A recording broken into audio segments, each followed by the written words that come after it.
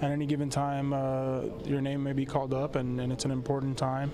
So it was just a team win. You know, we pitched well, we played good defense, and we had timely hitting. And I think today was it really dictated how good our team can be, because you know, all 25 guys I felt like had big impacts on it.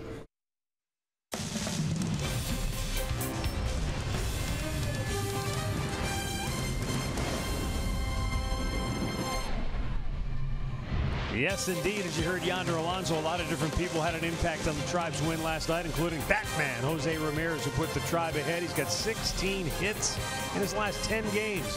And Yan Gomes riding a modest 4-game hitting streak. But remember, just a couple years ago, he had a big walk-off hit against these same Texas Rangers. It's game 2 of this 3-game series between the Tribe and their rivals from the American League West. Hi again, everyone. Matt Underwood alongside Rick Manning. The Indians get the win last night, and it was a grinded-out, tough win. We said it during the game. There wasn't anything easy about it. And it's interesting because you go back the last couple of years, the Indians have had what you might want to call jumping-off point wins against this Texas ball club. You know, every year something happens that can either propel you or it can send you down into a tailspin. But in June 1st, Gomes got the walk-off base hit, and the Indians the rest of the season that year, 67-43. That sent them, and they took off. Last year, it was Carlos Santana. The Indians the rest of the year, 62-25. And when everybody's involved and you do it at home, it just seems like it makes everybody feel better, the crowd, the players, and they get a lot more confidence. And last night was one of those games, boy. They answered every time Texas scored a run. The Indians came back and answered. That tied the game. Ramirez put them ahead, and then Alonso comes up and gives them that extra insurance runs that they certainly needed. And he didn't even start the ball game, ended up with 2 RBIs, and he's leading the team in RBIs. So what all that means is that the Indians woke up today on the 1st of May with a 4-game lead in the American League Central Division. We'll see what happens tonight. Mike Clevenger's on the mound for the Indians. When we come back, Alan Jensen have the showstopper, and Andre Knott will have more on Doug Fister, who starts tonight's game for Texas. Cleveland Indians baseball is brought to you by Who But WB Mason, the official office supplier of the Cleveland Indians, and by your Northern Ohio Honda dealers. Made in Ohio, Ohio proud.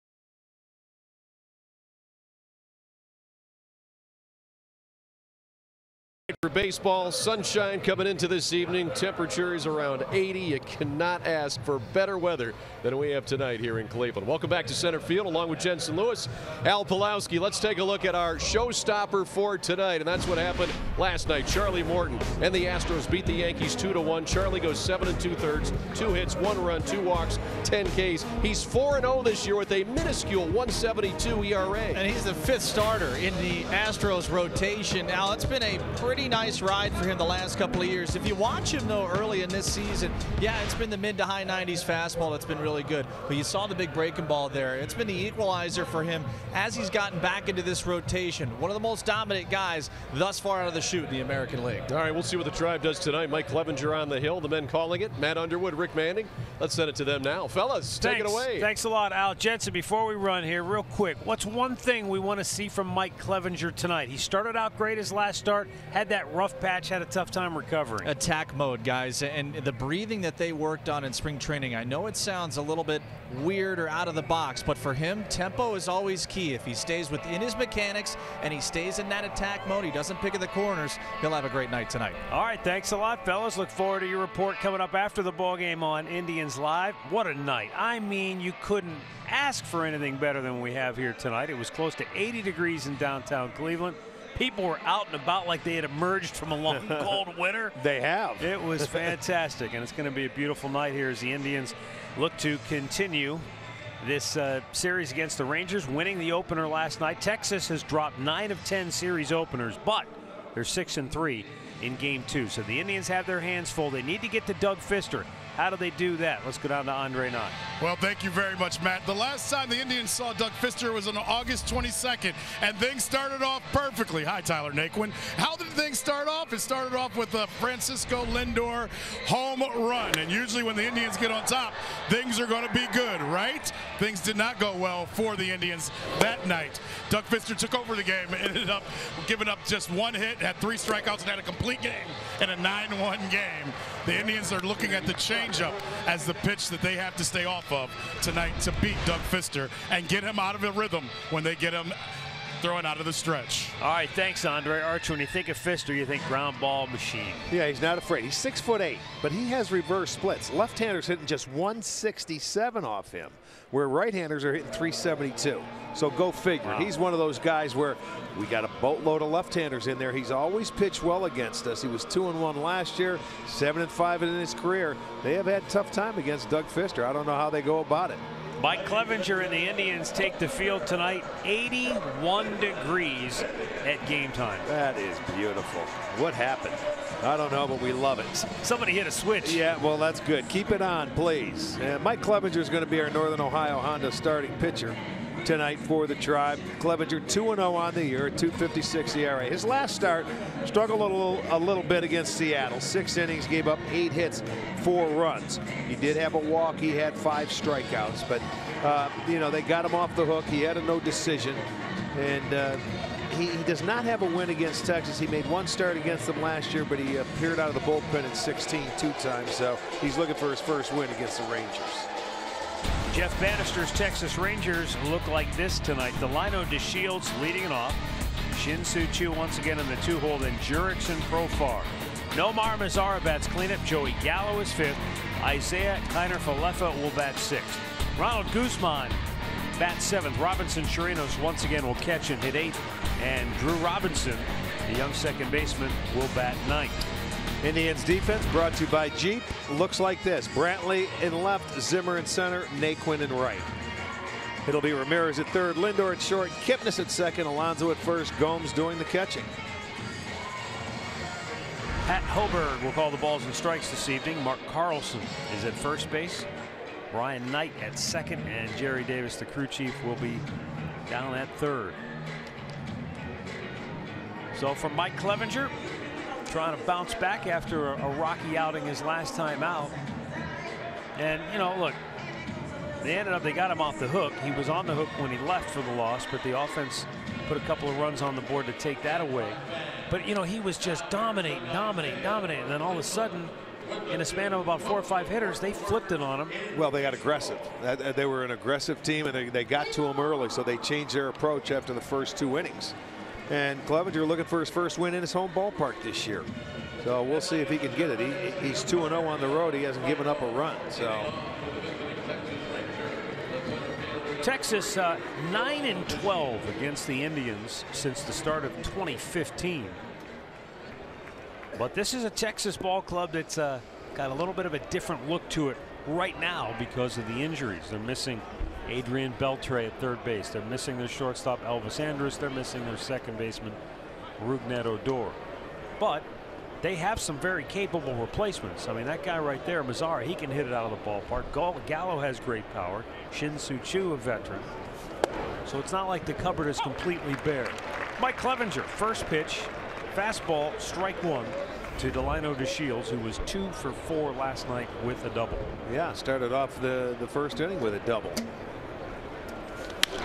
To right field, but slicing out of play.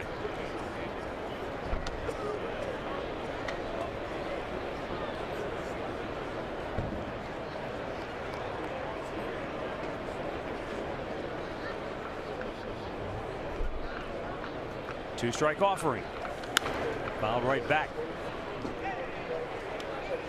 With the great weather we have and the early start, lots of folks trying to make their way into the ballpark.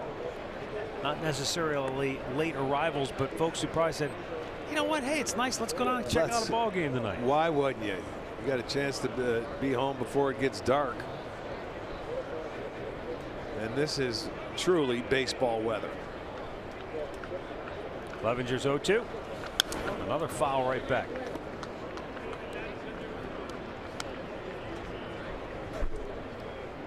Clevenger trying to challenge the Shields with the high fastball. That last one might have been out of the strike zone.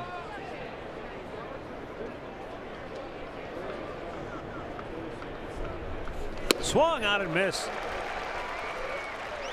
Good off speed pitch, and Clevenger has out number 1. He comes back after he fouled off the high fastball. Great slider, good location, a little bit off the plate, but expanded the strike zone. Well, that'll be out number 1. That's strikeout number 23 for Clev. Shin-Soo Choo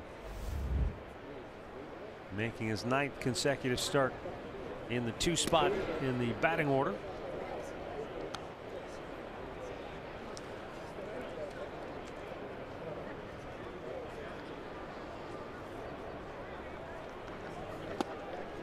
And Choo cuts and misses that backdoor breaking ball.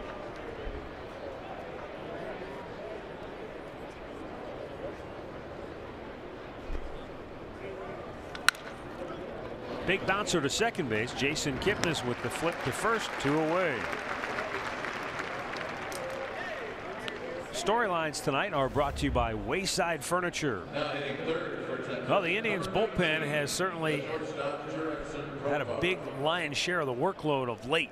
We'll see how they handle that. Doug Fister, the pace, always an important key for him when he's on the hill for Texas. Yeah, he's always a quick worker. He doesn't mess around.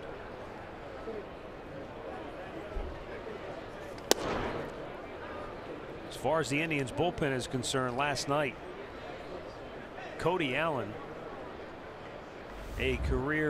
almost a career high, 41 pitches. The only one he made more than that was back in 2013. He had a 52 pitch outing against Boston, and that covered 3 innings. Last night he went an inning and a third, 41 pitches. So, and the night before they had the short start, so the bullpen was very busy. Lindor throws out Jurickson Profar, and it's a quick first inning for Mike Clevenger. The Indians are coming to bat.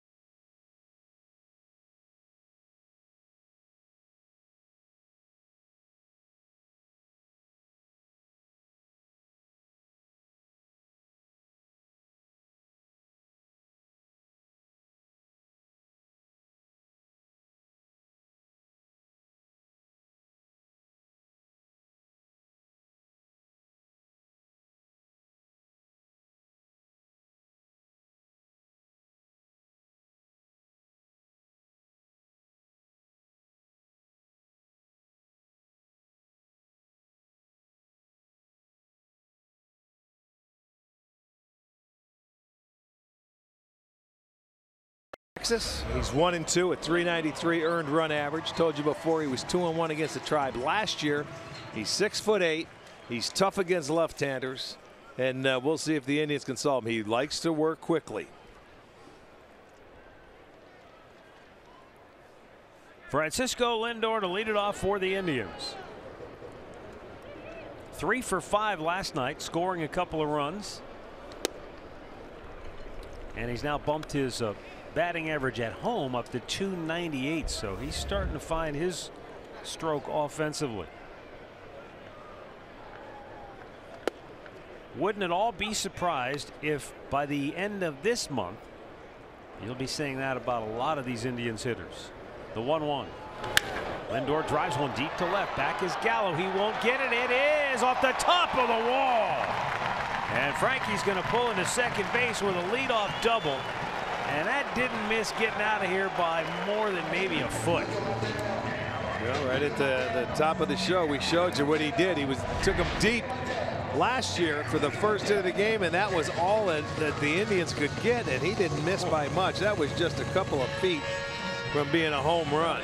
But he'll take the double. A good start. And you can see the ball flying the other way. That's a good sight. It's going to bring up Jason Kipnis. 2 for 5 last night. He had a double and a run batted in. And he takes outside, ball 1.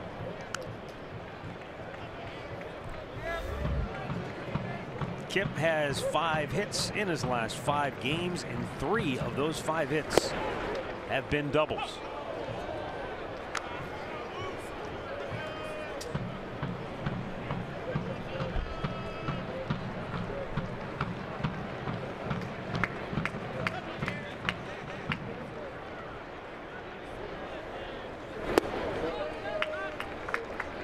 Patiently waiting for his pitch. He gets ahead in the count, 2-1. That's the pitch that I think a lot of the left-handers will see tonight, is his changeup, and he's not afraid to go inside to the left-handed hitters. Rolls it over to first base. Easy play there for Guzman. But Lindor gets to third, so Kipnis gets his job done. Rest of the Indians starting 9 looks like this. Jose Ramirez still red hot at the plate. Michael Brantley batting cleanup. Edwin hits 5th, then Yonder Alonso 6th. Yan Gomes, Tyler Naquin, Bradley Zimmer rounded out. Jose Ramirez has gone 7 for 24 with runners in scoring position. He and Lindor both with 7 hits for the Tribe with runners in scoring position, and that's been a statistic that has been woefully low for the Tribe in terms of average, but they're coming around. Finished 4 for 9 last night in the game. You know, you'll come around and you know what, they're going to hit a streak where sometimes they may get 8, 9 hits with runners in scoring position one game, and they'll start feeling a little bit better about themselves, and you go, oh my goodness. Well, remember last night they were under 200 as a team with runners in scoring position, and with that little push last night, they're up over 200 now, 207 as a team. So that number, that average, that can rise quickly if they start stringing them together. Just inside, 2 balls and a strike. Yeah, that's a pitch there that he's going to need tonight too. Ramirez with a hit in 3 straight games.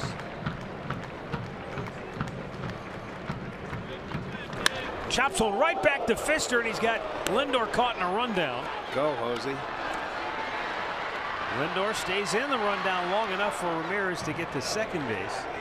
And nobody made a signal yet. Nobody They didn't tag him, I guess. They never tagged him. Well, at least that's the call in the field. Let's see. Well, no umpire raised his hand. The home plate umpire didn't see it. So he's safe. Can't review it. And you know what?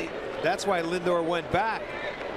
Now they're going to talk to him. Look, they may have tagged him, but an umpire did not make a call. Either. Oh, I guess you can. This would be reviewable, yes. They're saying no. They're saying he's safe. He never tagged him. Now Bannister, the manager for the Texas Rangers, let's see. Where'd he go? Did he get him here? Looks like he got him. It looked like it got him on the backside. It sure did. But now and he's just going to ask to have it, you know, reviewed as an umpire challenge. I think. But there was nothing, no call. And the umpires looked at each other like, I didn't see him tag him. Yeah, obviously they never, you know, based on their positioning, and maybe it was just difficult to see if in fact the glove did get him on the backside, but it did, or at least it appeared that it did.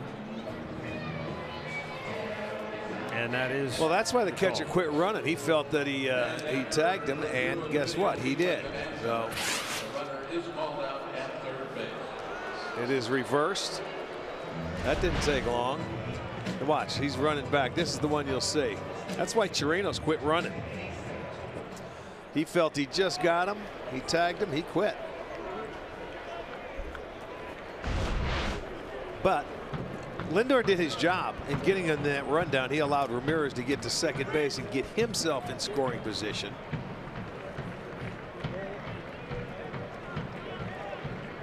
so 2 down for Michael Brantley.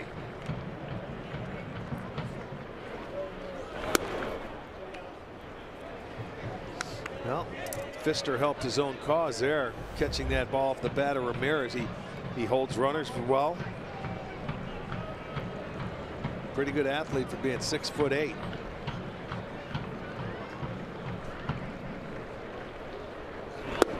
Little low, 2-0.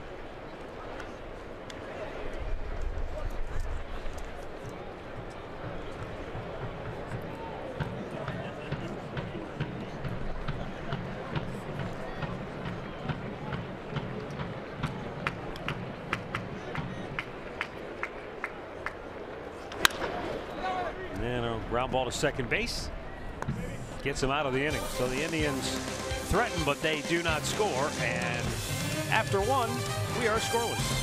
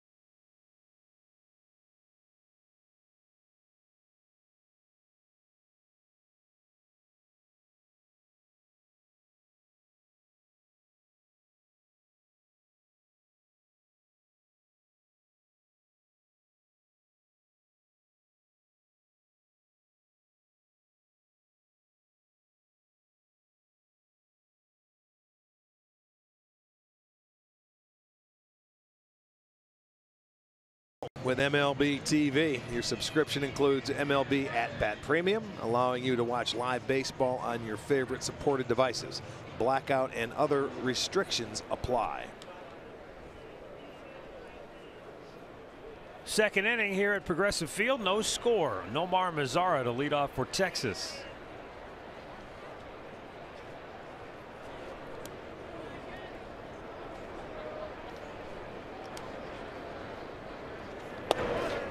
And Mike Clevenger on the first pitch strike. Mazara 2 for 4 last night with a double and a pair of runs batted in. Yeah, it was a big double.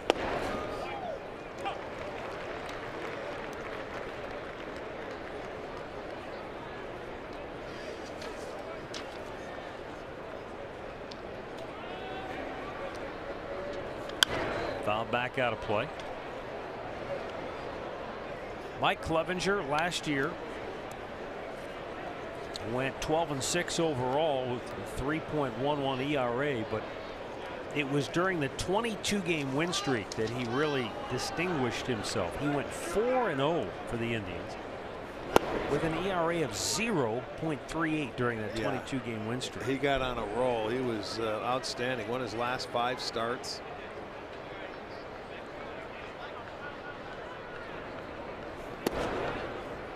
Included in that incredible run was 3 straight scoreless starts. He blanked Kansas City, Detroit, Baltimore. And you got to go back to one of your old teammates, John Denny. John Denny in 1981. Now, of course, Denny, I think they were all complete games back then. But Clevenger is the first pitcher since John Denny in '81 to do it in at least 6 innings of work. 3 consecutive scoreless outings. Right. 6 innings at least. Yeah, Denny got on a roll back in those days. He had a tremendous curveball. Threw hard.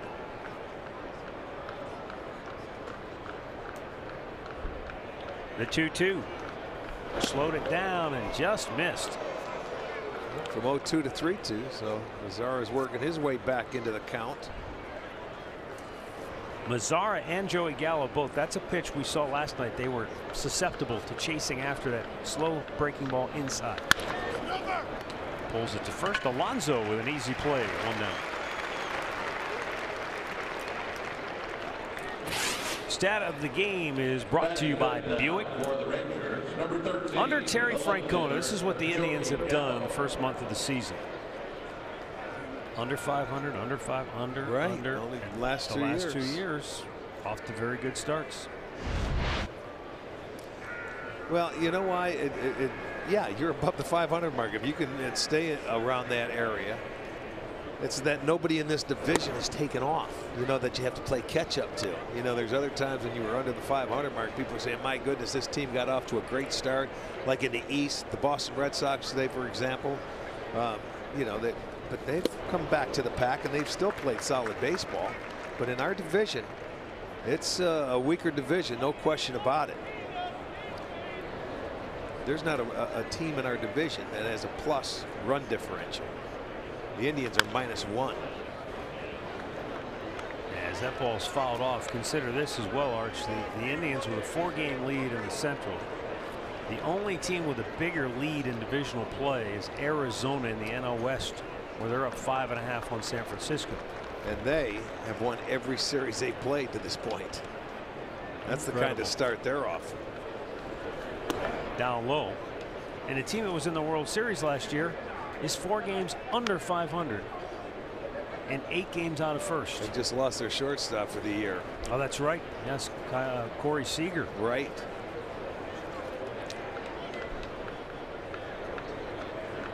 The 2-2. A little high, full count again.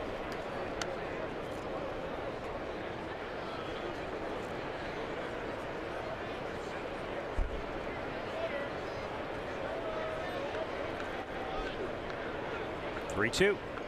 Swung on and missed. He gets the strikeout, and there are 2 down here in the inning. Well, let's take a look at the injury report brought to you by the attorneys at Elk & Elk. In addition to Corey Seager, Yasiel Puig has a hip injury. He's also down for the Dodgers. Robbie Ray for the Diamondbacks is down, and DJ LeMahieu is on the disabled list for the Rockies in Colorado, right at the break-even mark after losing 3 straight heading into play today. Also not featured on that injury report because we're focusing on the NL West. But Minnesota, it seems like the Twins, it's bad news day after day. Now Miguel Sano is on the DL with a hamstring injury. The ball is clobbered deep left center field, and it is off the top of the wall. And Isaiah Kiner-Falefa is into second base with the Rangers' first hit. A double that just missed getting out of here, much like the one Lindor hit in the first inning. It looked like it was a fastball, and let's see the location on it. But he got up, and that it was hit, and you could see where Clevenger put his head down. That was right down the middle of the plate. But it stayed in the ballpark, so you got a chance to get away with it. It is a double. Leffa his 4th double of the year.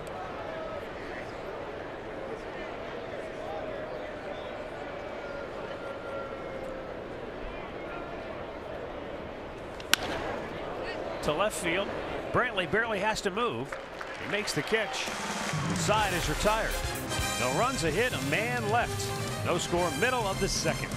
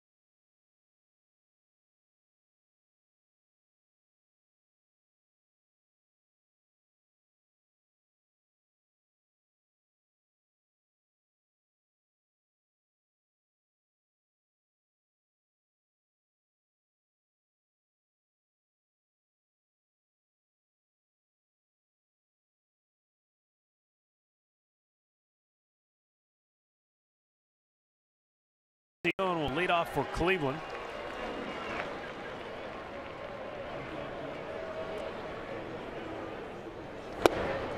And Doug Fister misses down low, ball 1.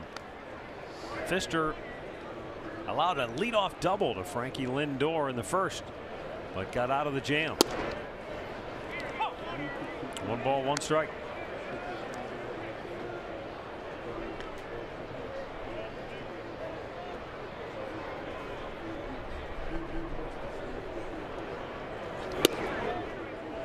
Trying to tempt him. We'll see. We told you the splits on Fister were right-handers hitting 372 compared to the left-handers that are hitting just 167. Only 2 right-handed bats in the lineup for the Tribe tonight. Edwin and Gomes.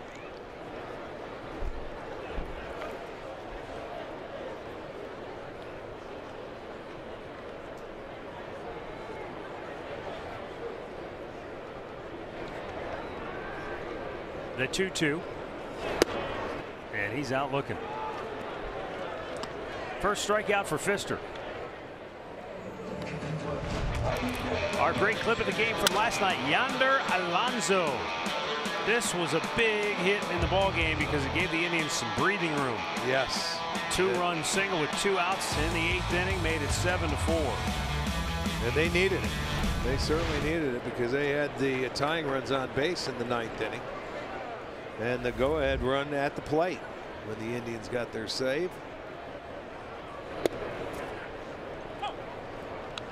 The fact that the Indians have loaded the lineup with left-handed hitters, even though, as you pointed out, the numbers this year show that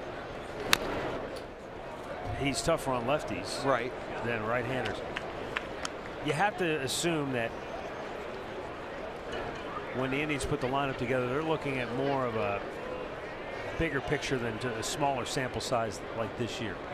I wonder though how often, like, you know, how many games, how many outings do you need to look at before you say, okay, that's real and that's not just a kind of a fluke in the stat line? Well, they'll look at his career numbers, and in his career, left-handers are hitting 269, righties just 258. You know, because you know, he's got the whatever working. Maybe Unless, let me see the teams he's faced and see if they're predominantly right-handed hitting teams also. That's another thing. How many left-handers? We're stacked with left-handers. To first base, Guzman will take it 2 down. Let's check that Rangers defense for you tonight. Gallo is in left field to Shields in center. Mazzara over in right. Kiner Palafa is at third. Profar is at short. Robinson at second. Guzman is at first. And Chirinos doing the catching. Well, the starts have all been in the Western Division. Yeah, so now. Houston, Oakland, LA, and Oakland again. I'm thinking most of them are probably right-handed hitters. You know, they're predominantly right-handed lineup. There's not a lot of left-handed hitters on those teams. Yan Gomes has hit in 4 straight. 1 for 3 last night while serving as the DH.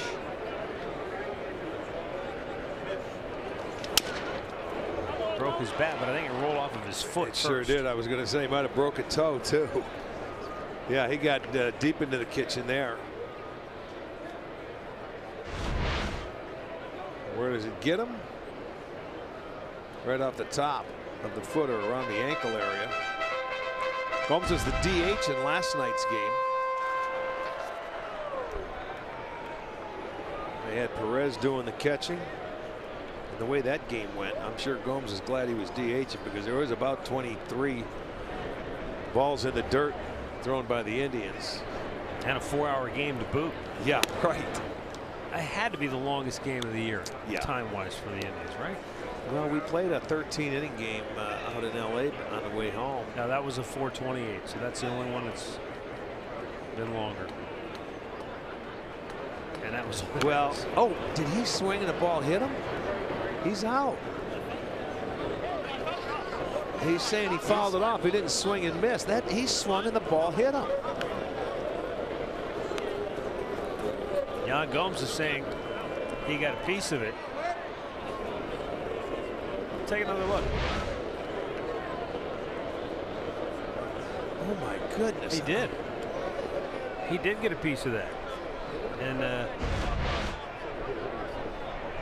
they're going to ask him to take a look. That one was that's strange. He's saying it hit him in the stomach. It hit him on the leg, but it was deflected. I'm not sure if it hit him on the arm or it fouled off the bat. Now they're all going to talk. Boy, this game's starting off weird too with it sure looked like it got the bat. I don't know. That is weird when you swing at a pitch like that. Last night we had a play where Kipnis went to bunt a ball, and if he didn't bunt it, he would have been hit in the chest with it.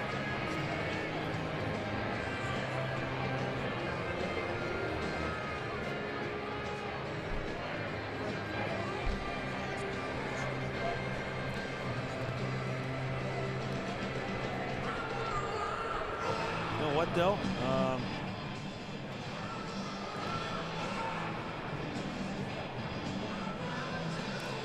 Well, that should be reviewable only because you can do it if the guy gets hit by a pitch.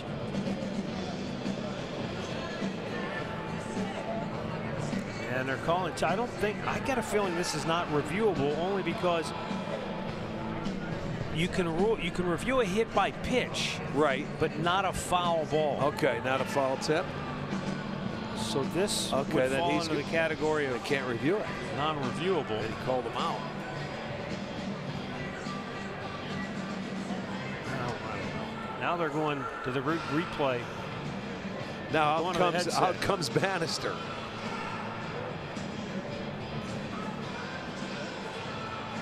He wants an explanation on why are they allowed to go to the replay.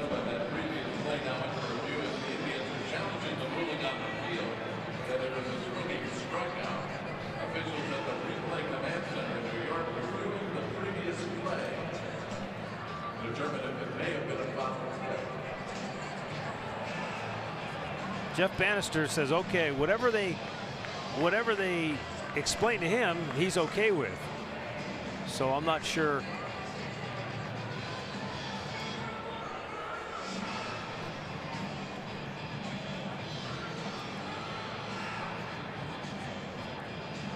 Well, they're getting their explanation from New York.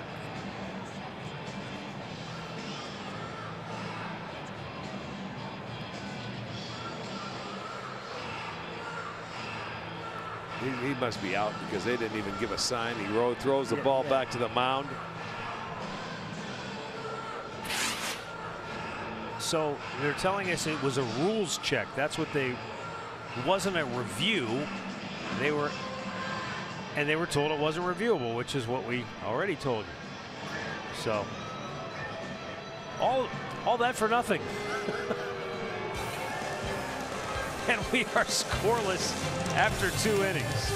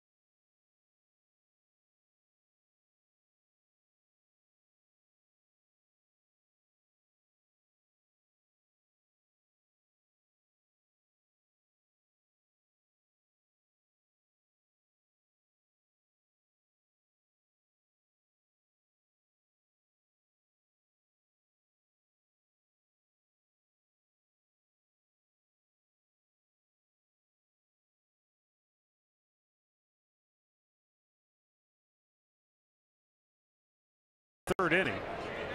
This is last night. Kip went to bunt that ball, and that would have had him right in the chest, but he ends up bunting it and bunted it foul and comes back and gets hit. Gomes tonight swings, and that ball just deflects off the handle of the bat, and it goes back and hits him in the leg. But evidently nobody on the field or the home plate umpire saw it hit the bat of Gomes, so they ruled he was a strikeout victim, and it's a non-reviewable play. And we've got one down now here in the third as we go check in with Andre. Well, I know that these 6 o'clock starts are good for some, bad for others, depending upon where you live. But for the people that are on the field, and I don't make excuses for umpires, but the glare from coming over from the third base side, everybody has said it's hard to pick up when the ball comes off the bat. I know Mike Starball said it to me during that little pause that we had. He said he can't see where the ball goes off the bat initially because when you're looking from this angle over into the home plate area, because of the glare at this time of the day, they can't see it come off the bat. And he thinks that may be part of the problem the umpires are having as well. The 0-1. Something that's never taken into consideration in day baseball or shadows.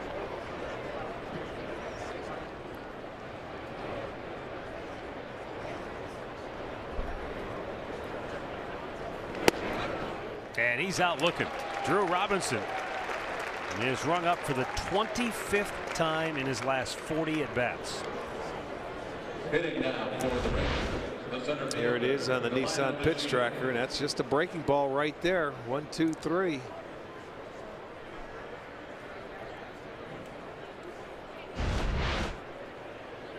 Top of the order as you take a look at the setting sun.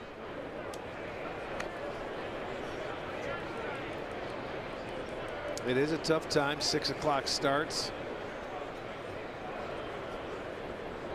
You have that glare. I think sometimes 4 o'clock starts can be even tougher. You have the shadows of the lights, the light towers up there.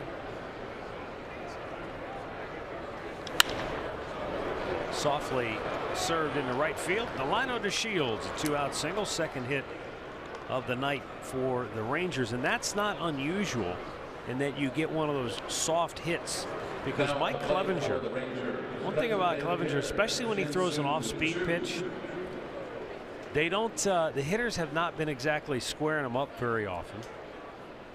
So far this year, only 2 pitchers have a lower average exit velocity on off-speed pitches. So you see a lot of those flares, a lot of those just kind of weak dinks and dunks, if you will.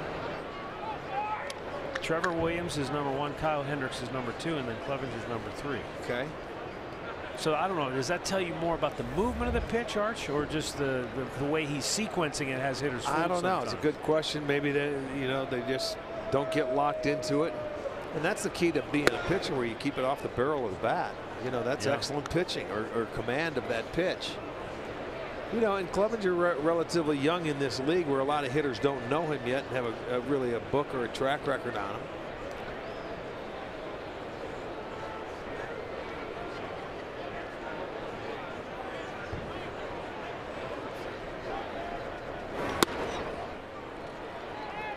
Two and 0. You would think this might be a situation where DeShields may try and get himself into scoring position, although there's only been one attempt against Mike Clevenger, and they nabbed him. The one attempt trying to be made. He does a nice job. He's got quick feet, and he's not afraid to throw over. There he goes. Yeah. Gomes gets rid of it, and they didn't get him.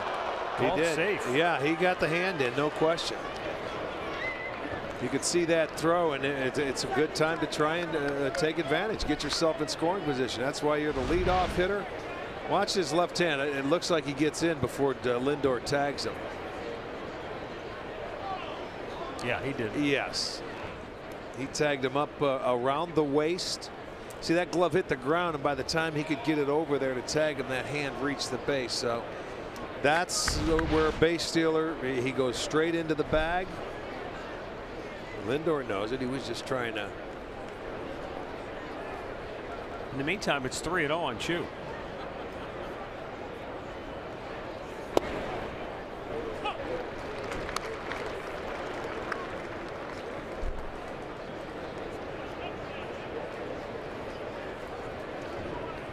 Up and down so far this year, the best way to describe Shin-Soo Choo.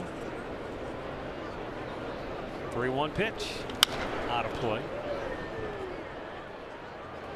Over his last 13 games, he has 14 hits. Got off to a good start, was batting .400 in the early going, then went through a stretch where he just couldn't buy a hit. Now he's getting hot again. Clevenger trying to get out of the inning. Missed ball 4, and now there are 2 on with 2 out. And Jurickson Profar will be the batter. The batter now for Texas, number 19, Jurickson Profar grounded out his only time up in the first inning.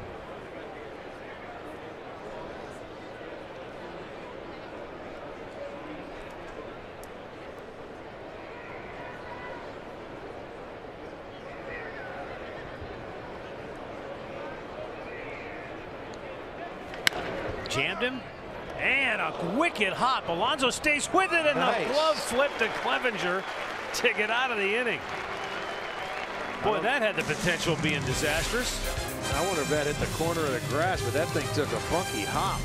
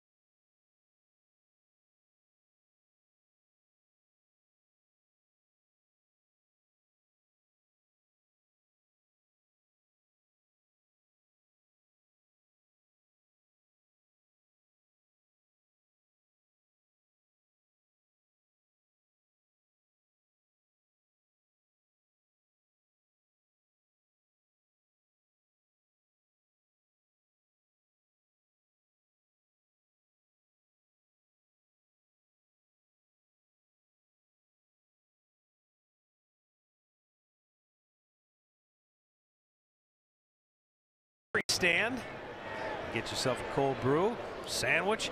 You gotta love these new baby carriers. They didn't have those when our kids were little. Oh, I thought he had like a broken arm or something. So that is a I thought he was hurt and he was going to get some medicinal purposes. It's like Murph's backpack, only backwards. That's how we're going to carry you around in a couple of years, Arch. You put your gold glove in the back and we'll carry you. I want to be on your back. Tyler Naquin hit by the pitch, and the Indians get their leadoff man aboard. Let's take another look here. Doug Fister, I don't know if he was trying to go inside or he just breaking ball. Cutter or slider. Yeah, one of those two. But yeah, he does pitch inside to the left-hander, so that doesn't surprise me. Well, here's Bradley Zimmer.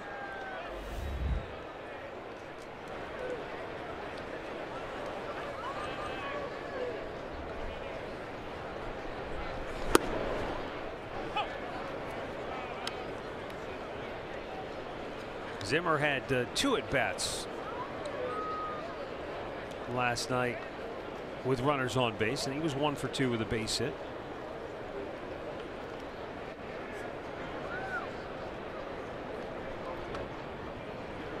He also did something last night that he hadn't done in his previous 45 plate appearances. In the 5th inning, he drew a walk and came around to score. Yeah.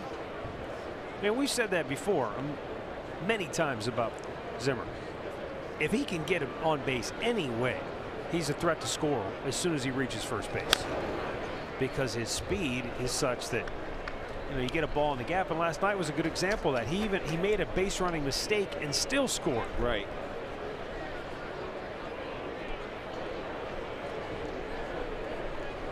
Well, one of the reasons is a young hitter and you're aggressive, a little more aggressive. Another reason is we said he's hitting 9th and he's got Lindor hitting behind him. So when it comes down to it, they usually will pitch to him instead of walk him. They're going to be a little more aggressive against him. Yes, I would think so. He has to have the patience enough and know the strike zone to get the walks, though. If they tease him and they throw him a 3-2 breaking ball, he's got to be patient enough to be able to take it. But that comes with experience and at bats. That's why in some ways you would look at where he's at in the lineup and say, man, this is a great spot to hit. Yeah. Because you've got Lindor behind you. Yes. Yes. Absolutely. That's why lineups and managers, they think at night on how to make lineups out and who to put behind who with certain situations, who's hot. And a lot of times, you can get some guys some pitches if you move them around the lineup or move them up and put them around a good hitter where they have to throw another guy a strike or throw you the strike. Protection. The better that lineup is. Now, okay, here's a situation I'm talking about. You got a full count, and let's see what Fister does. Well, he was down 0-2. Yeah. He teased him, and Zimmer at this point has been patient. Yes. Now that's the toughest thing, is to remain patient. Pitches inside. Beautiful. Draws a walk. There you go. Another walk. Good job. That's a terrific at bat now for Zim. Now 2 on, nobody out. Lindor coming up, and boy, if he could do this again. Drilled this baby off the top of the wall in left field. Missed a home run by, I don't know, maybe a foot. Love to see. I know. I love to see Frankie go that way. That's where it all started for him last year when his turnaround is when he started using the whole field, working his way back into it. And remember, even though he's batting out of the leadoff spot, he has 7 hits with runners in scoring position, tied for the team lead. Well, this is the one thing they haven't been able to do, get a lot of traffic on base for him. Right. And that helps. Sometimes when they do and you get the opportunities, you get a little over anxious because he wants to drive him in so badly sometimes. Slow chopper. They get the out at second and the out at first as well. A double play.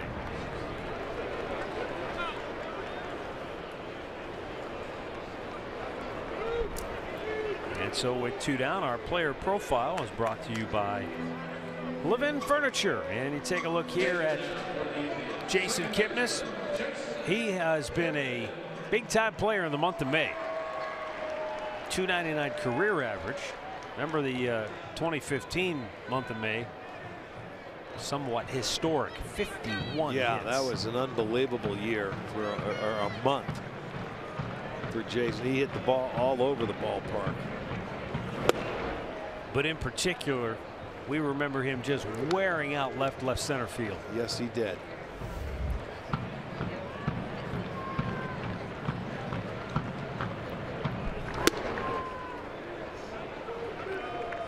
Pfister falls behind 2-0.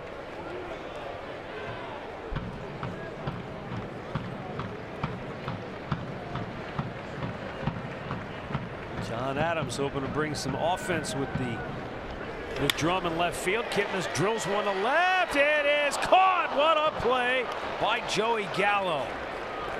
He needed every inch of his frame to stretch out and make the catch and steal an extra base hit and an RBI from Jason Kipnis.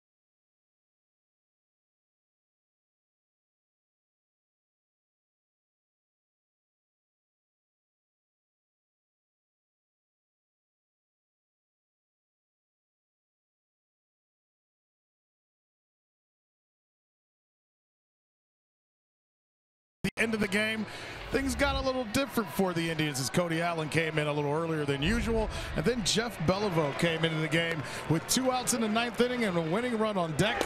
And look what he did right there against Gallo. Now, the fun part about this story was his 2nd save in his career. His first save was for 1/3 of an inning as well. But last night he had Andrew Miller sitting out in the bullpen with him, and throughout the game, especially late, Jeff and Andrew Miller went about talking about what they would do against Gallo and Mazzara if those situations came up, and they happened to happen last night.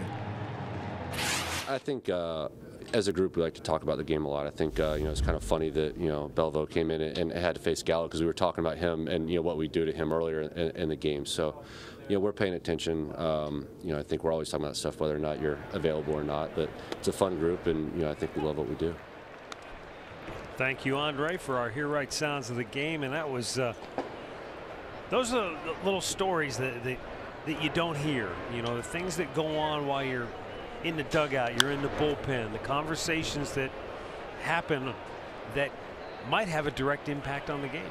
Well, the guys you're going to face. You're a left-handed pitcher. Okay, who are the guys I'm going to be in there for? Mazzara, Gallo, they're back-to-back. So, yes, I mean, you could talk about it. Like they said, they were talking about it earlier in the game, and before you know it, he's in there, game on the line, 2 guys on, you've got a 2-run lead. He fell behind 3-0, and you're going, oh my goodness, don't throw him a pitch just to get over. He didn't. He came back and he struck him out, so it really was a nice comeback. The chess game was awesome last night in that situation. Yes. Right field. And a nice play closing on it. Tyler Naquin for out number 1. And I say the chess game was awesome because he started off with 3 off-speed pitches, and he said he couldn't get his curve over. He threw 1 fastball. He said Gallo didn't react well, so he threw another. And then he threw a 3rd, and he said it worked out for him when all they had talked about was using his curveball to get him out. He said it's funny how this game works. He says the next time he sees him, he knows he'll probably have to go a different way. Well, that's okay, and maybe he'll have his curveball that day. But the same thing happened to Cody Allen, Andre. Remember, he had a tough time throwing his curveball for a strike, and then he got to establish that fastball sooner or later. And for Miller, he's thrown a couple times, feels good. Everything is pointing that way. He's out in the bullpen with the guys again tonight. And I think that tells you a lot about Andrew Miller as well. Yeah. That even though he's on the DL, he's out there and a part of this team still. Hey, Andre, any word on when he may throw off the mound? They're hoping within the next 2 days they probably will get him off the mound, because that'll be a week on Friday. So then it would be 3 more days. Okay. So hopefully by the weekend they would hopefully get him on the mound. 2-0 pitch in there for a strike. Tell you one thing, if Joey Gallo was 6'4", he doesn't make that play in left field. I know. He needed to be 6'5". He needed to be all 6'5" tall. Barely make that play. It was terrific. Yeah, it was. And he's not normally an outfielder. There's Andrew Miller.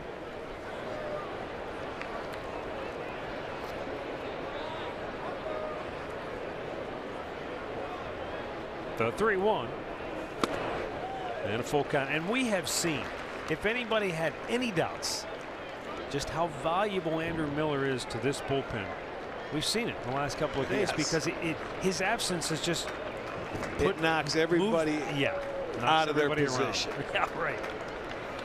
Just got him looking. How about that? Gallo couldn't pull the string, or couldn't pull the trigger, I should say. And that is strikeout number 4 for Mike Clevenger. Hit the inside part of the plate. Gallo looking away. That's a good pitch. Fastball, 4-seamer right there on the inside edge. He backed away. He obviously was looking away. Got him guessing. Isaiah Kiner-Falefa. He doubled off the wall with 2 outs in the second inning. Young man, native of Hawaii. 1-1.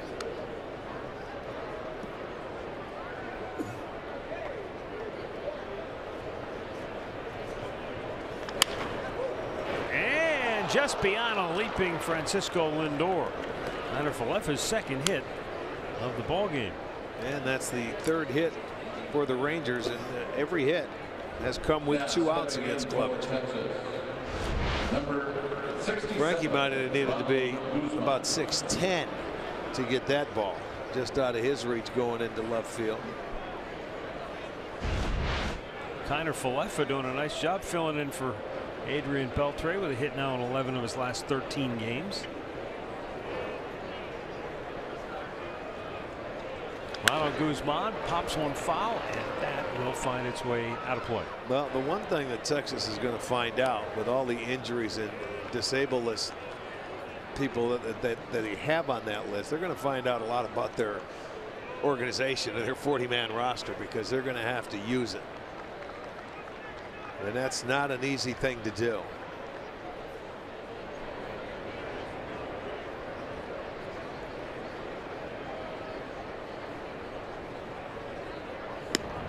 Well, the Rangers are in an interesting situation right now. It's an organization, you think of, they're used to contending. They're used to at least being in the mix in the American League West. They've been a player in the free agent market. They've doled out big contracts. They've tried to do a number of things to get over the hump. And now, after you make trades, you make moves, suddenly your farm system starts to thin out a little bit. But on the horizon, they've got a brand new ballpark in a few years they're going to move into. Right. So you think that's going to bring maybe some new revenue streams and maybe give them a little better position as they go forward. Yeah, they're just trying to stay afloat right now until they get to that position. And then you have injuries. I mean, if they stayed healthy all year, it would be, I think, a longer shot to make the playoffs for them. In that West, when they're in the same division as Houston. Angels are off to a good start. I'm sure it rubs a few people in Dallas, Fort Worth a little wrong that Houston is the big dog now. Oh, I'm sure. In the American League Absolutely. West.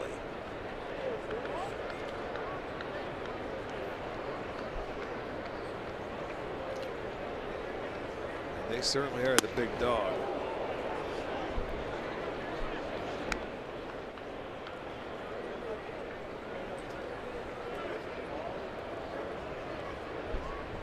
Clevenger about to make his 60th pitch here tonight. 38 thus far have been strikes.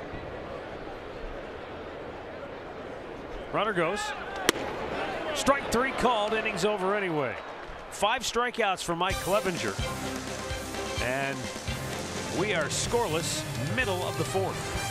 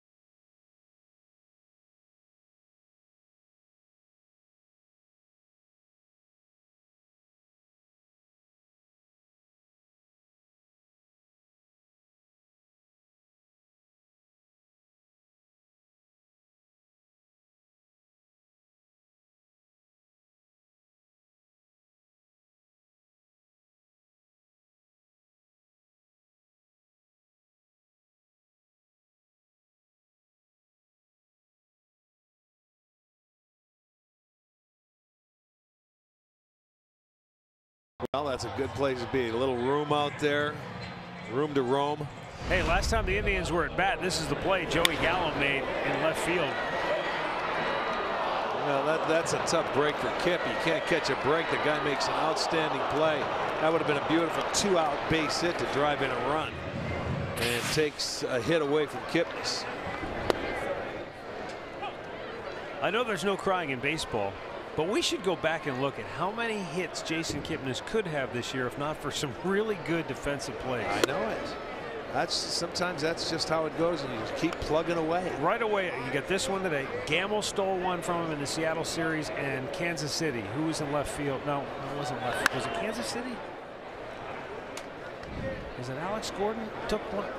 I think it was Gordon. Played center sometime too here in this series.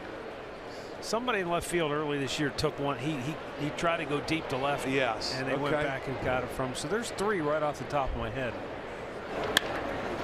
Ramirez rolls it to second. Robinson throws him out, 1 down. Well, you can still get a prorated Tribe season ticket package for the best seats at the best prices. You'll save big over single game prices and get exclusive perks. Go to Indians.com for the details. Just a picture perfect evening here at the ballpark. Game time temperature 81 degrees. Everybody has spring fever in downtown Cleveland. I don't even call it spring. It's like summer fever. I'll tell you, everybody was in a great mood today, and you know why. Look at that. You go back about a couple of days or even a week, and parkas, the blankets, and my goodness, looked like we were in Alaska. Even the folks in the shade are in shirt sleeves today. That's when you know it's really warm. Remember that game? You're right. It was just a few days ago. We had the shot of the people in the sun. They were in shirt sleeves. Right. Everybody in the shade was in parkas and blankets. The 2-0 to Brantley, and a nice off-speed pitch for a strike. Well, I'll tell you what, the same thing is happening tonight that happened last year when Doug Fister faced the Indians. He's not giving up many hits. Gave up a hit to the leadoff man, except Lindor went deep. This time he just missed, and then that was the only hit he gave, and he completed the game. Well, there are 2 down here in the 4th inning.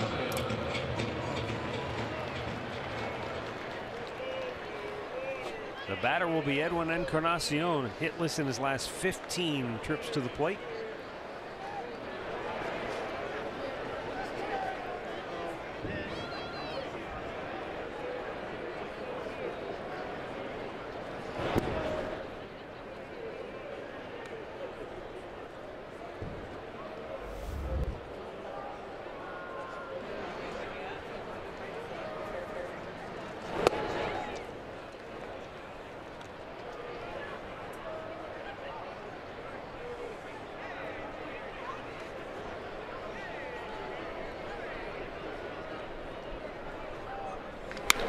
Here's a line drive, left field, sinking, and it will drop for a hit. So Encarnacion keeps the inning alive with the Indians' second hit of the ball game.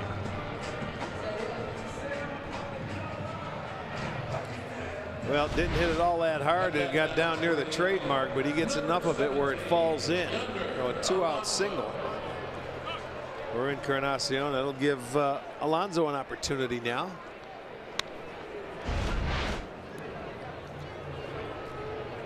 That was a really interesting second look when you saw Encarnacion's eyes. It's almost like he lost track of the ball off the bat. He may have. Watch his eyes, Arch, where he's tracking the ball as it leaves the bat. He kind of glances over to his right and then back to his left. And the catcher had no idea where it was at. Yeah. Chirinos was looking all over the place. Alonso fouls it back. Yonder Alonso grounded out his only time up. Last 10 games, Yonder Alonso has 11 hits and 12 runs batted in. Coming off his most productive first month of the season in his career, which you have to hope means he's primed for a big-time career year offensively. Well, he had one last year, you know, with the 28 home runs, so no reason why he can't continue.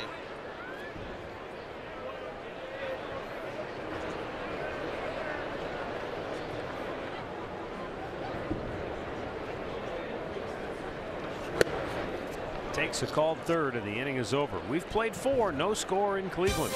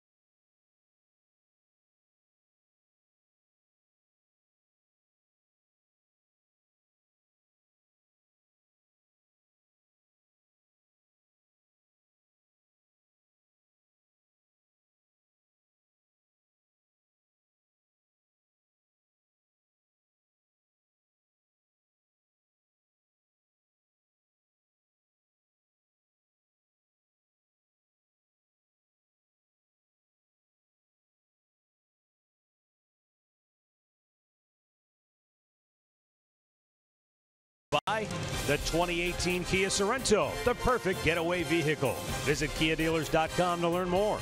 Buy Levin Furniture. For the best deals on furniture and mattresses, shop Levin's. And buy your Chevy Network dealers. Visit ClickChevy.com. Chevrolet, find new roads. I know where those people are going. Well, some of those folks are headed to the ballpark. Right. And some of them might be headed next door to the Cavaliers watch party. I agree 100%, which starts at what, 8 o'clock tonight, I believe. Cavs Raptors round 2, Eastern Conference playoffs.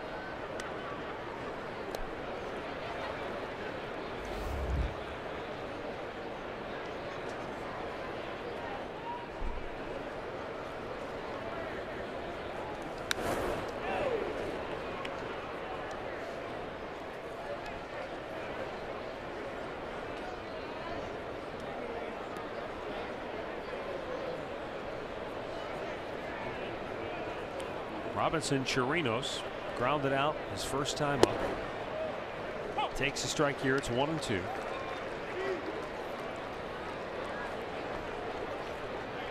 crazy about the call from Pat Hoburg.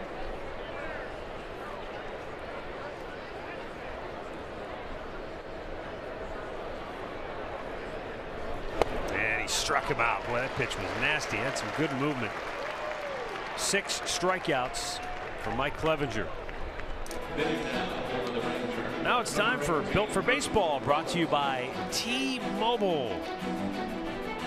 What a night he had, huh? So far this year, he's pitched 18 innings. He struck out 39 batters. What did he get, 8 last night? 19 and a half strikeouts per 9 innings.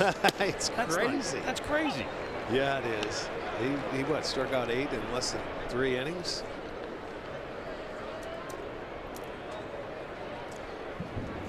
Eight batters faced last night, 8 punchies. Wow. I think that's doing your job coming out of the pen, huh?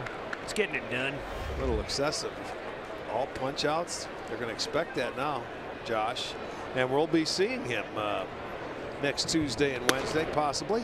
That's correct. We'll make a trip to Miller Park in Milwaukee. What were we there in 15? Has it been 3 years? Yeah. The 1-2 offering. Hit in the air to left. Michael Brantley. 2 down. Mike Clevenger taking a look at some of the action here. 2-seam fastball. Good movement away. Slider. What else do we have here? The change up. Yeah, that's a good pitch. They're all above average pitches. This guy is when he stays aggressive, he gets ahead in the count. He's had 6-0-2 1-2 counts to this point. He's tough to hit. He doesn't give up many hits.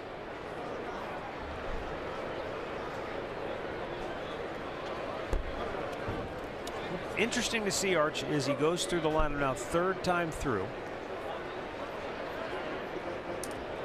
What adjustments he or the hitters make. Well, the hitters should make the adjustments. Actually, Kiner Kalefa, he's got 2 of the 3 hits. The Shield and all the hits have come with 2 outs.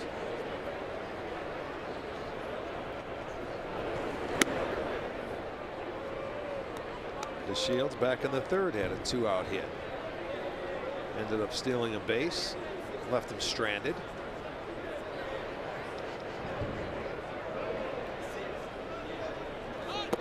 Showing bunt and a sinking fastball. Misses 3-1.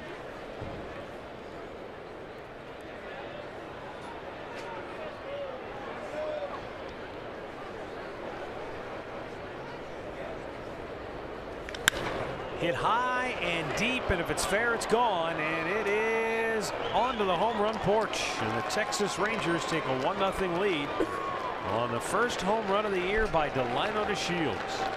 Yeah, he knew it as soon as he hit it, and he had to be looking heater there because he turned on it. He just threw the bat down and went for the trot. So Texas draws first blood. Their 4th hit, all coming with 2 outs. The Shields has 2. Look at, they wanted it away. It leaked inside. 92 on the inner part of the plate. He kept it fair. What is it with the 2-out home runs the Indians have allowed? It's number 18. That's 18 home runs allowed now, which is the most in baseball. Toronto, Washington have given up 16, but I don't know.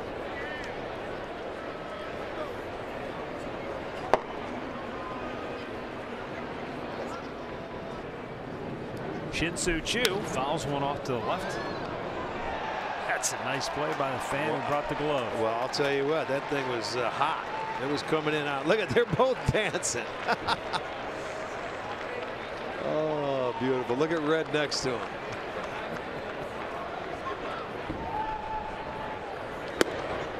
Something he'll never forget. Fastball struck, gets 1 and 2. Never forget it. Look at that. Coming hoping that they'd get an opportunity for a foul ball tonight, and boy, did it come true. Choo wraps one deep right field. Tyler Naquin. And Chu into second base with a double. Well, this is answering your question the third time through. They're 2 for 2. Watch the fastball of Delano DeShields. It's going to be inside. Missed his mark, but boy, he smoked it. 386 feet. He knew it down the, he's not a home run hitter, but it exited at 102 miles per hour at this location, and it left the yard. And you can see Clevenger. He knew it.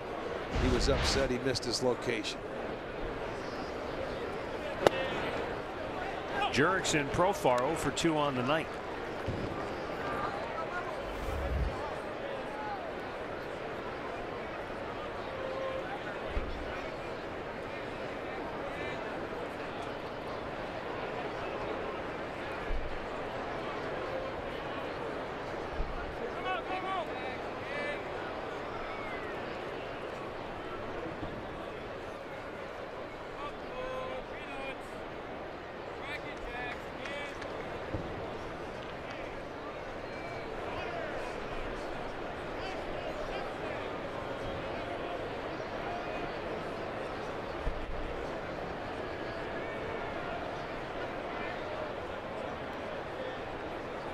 The 0-1.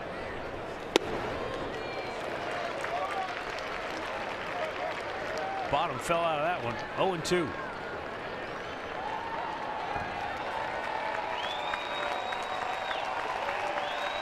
Shin-Soo Choo in scoring position with 2 down.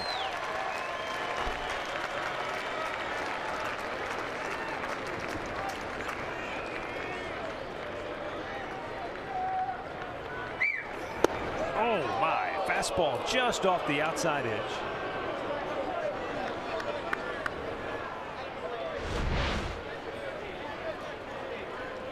Yeah, Holmes tried to bring it back in, but it was off the plate.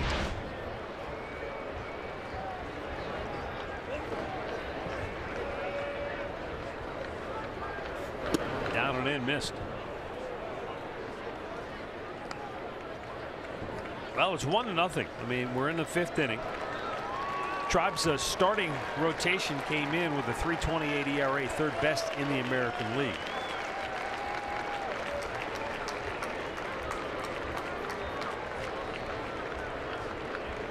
The 2-2. And that's drilled to deep left. That's trouble. That's going to get another run home. Chu can walk to home plate. Profar into second with a 2-out RBI double, and it's 3 straight 2-out hits for the Rangers here in the 5th. All extra base hits.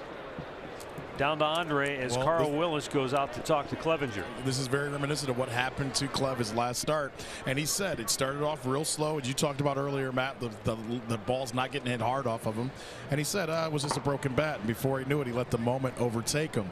Before the game, and talking to Carl and talking to Tito, they both said in these moments he's got to use the breathing techniques, take that big breath, step off the mound, and take in what's going on. Even as this has been going on, Trevor Bauer, who's right by me, has whistled out the Clev a couple times. Clear your mind, get back to where you were, because he speeds up in these moments. Well, right now, from afar, just judging body language and that visit to the mound, he looks like he's unnerved. He's upset. Right. He's upset with himself probably more than anything else. But the key is, can he harness that, or does he let it get the best of him? We're going to find out. He's upset. You could tell he was upset after he missed his location to Profar, to DeShields, that gave him the 1-0 lead.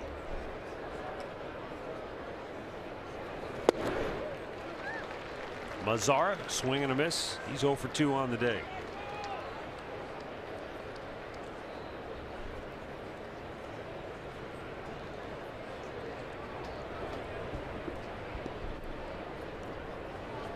Texas 0 for 10 with less than 2 outs. 6 for 10 with 2 outs. Lindor is there to scoop it and throw him out. 3 straight hits for the Rangers here in the 5th. Net them the first 2 runs of the night. And Texas has the lead halfway through.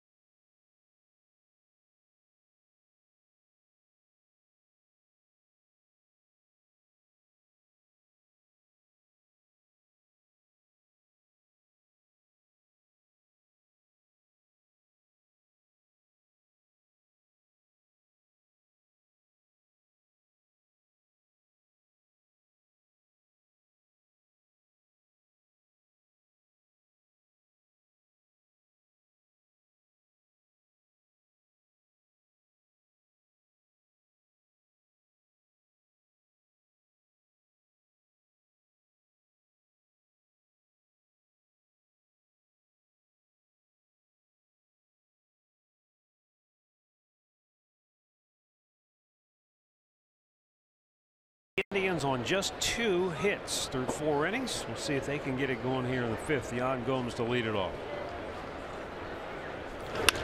Grounds one up the gut. Diving stop made by Profar. Gets up and he's out at first.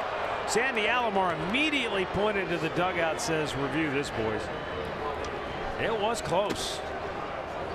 Well, right now Gomes is asking Sandy, what do you think? Well, I'll tell you, I think it was safe just from the naked eye. It was a heck of a play by Profar. Look at the stretch. Yeah. He's safe. Yeah. He's safe. The Indians will challenge the call. Absolutely. That ball is not into the glove yet, and Gomes' foot is on the base in that other angle. So I think it's going to be overturned. This is our 3rd already. Well, he hustled. Profar made a really nice play. And I got to tell you, you know, for Texas, when you have one of your best players, Elvis Andrus, on the DL, you know, they've done a heck of a job at the shortstop position for the year. I mean, their shortstops are hitting .325 on the season, and 4 guys have played there besides Andrus. Profar has been there, Connor Falefla, and Drew Robinson. So they've got it, and he's safe, right? Yep. Boy, that was fast. Well, once you had that side view that we showed you, that was pretty clear evidence. So credit to Sandy Alomar for quickly pointing to the dugout. Mike Barnett for relaying the information from his video replay command center that, yes, there is evidence there to overturn this one. So go ahead and challenge it. And the Indians get their leadoff man aboard for Tyler Naquin, who was hit by a pitch his first time up. He drills one to center, but it literally is right at the shields for out number 1.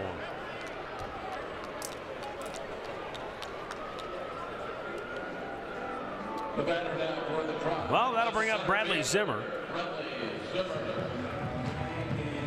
Walked his first time up.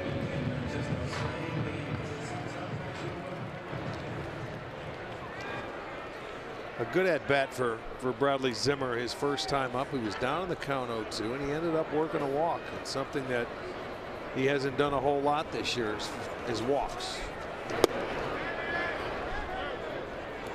Ball 1.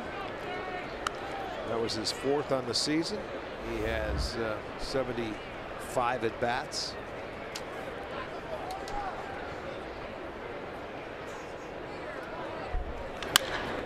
Chop towards second base. Robinson goes to second. They'll get the force on Gomes, 2 down.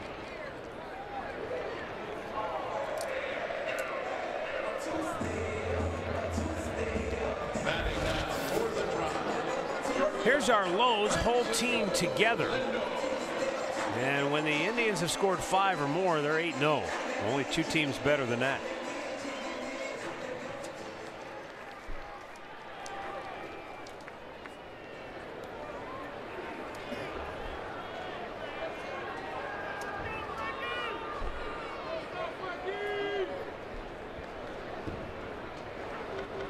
Frankie Lindor with Zimmer at first. Lindor doubled off the wall in his first at bat, then hit into a double play in the 3rd when the Indians had their first 2 on base. Well, this is another part of the game that for Doug Fister he does well. He holds runners. He's quick to the plate for a big guy, 6'8", and you can see he's just about a second to the plate, so that's about as good as you can get. Yeah, he's got that slide step down pat. Yeah, and he's been better. The first time through the lineup he's thrown 36 pitches. The second time is 24. And we'll look at the lead from Zimmer. Fly ball, center field. So no runs ahead, a man left after 5. 2-0 Texas.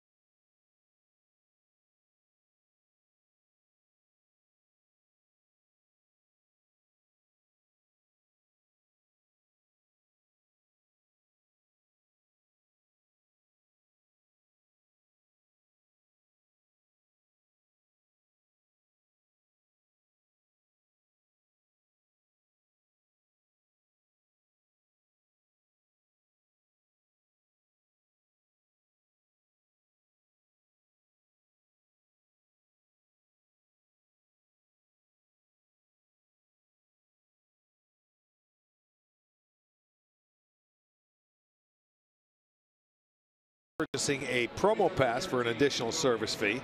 You'll receive your item no matter what time you arrive at the ballpark. Visit Indians.com for all the details.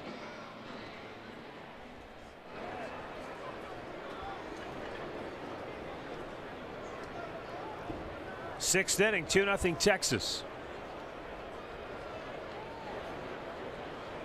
Mike Clevenger will face the 5, 6, and 7 hitters, Joey Gallo, Isaiah Kiner-Falefa, and Ronald Guzman. And Gallo way out in front of it, strike one. Clevenger has struck the big slugger out twice already tonight.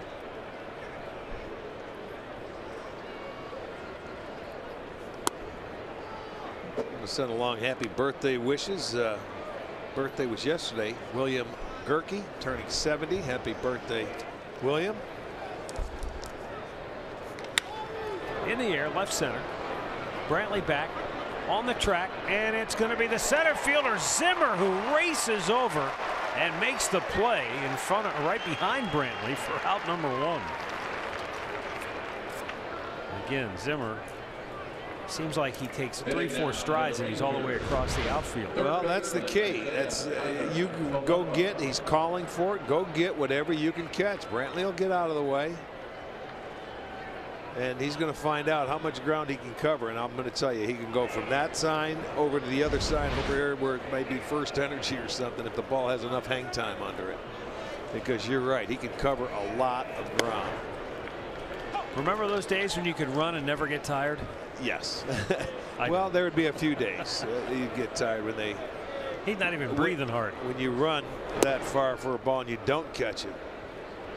That was like, who was it? Gordon here one day with Seattle. He was running all over the place and couldn't catch anything they were hitting. Oh, D. Gordon, yeah. Oh, yeah. And they ran him ragged one of those days out there. Ran into the wall a couple of times.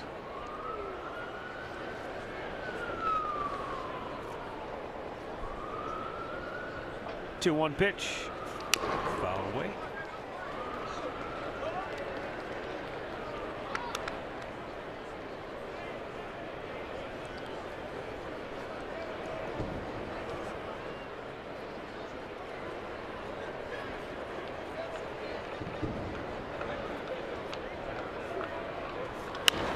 Shoots it to right field. Naquin got a good break on it, and there are 2 down.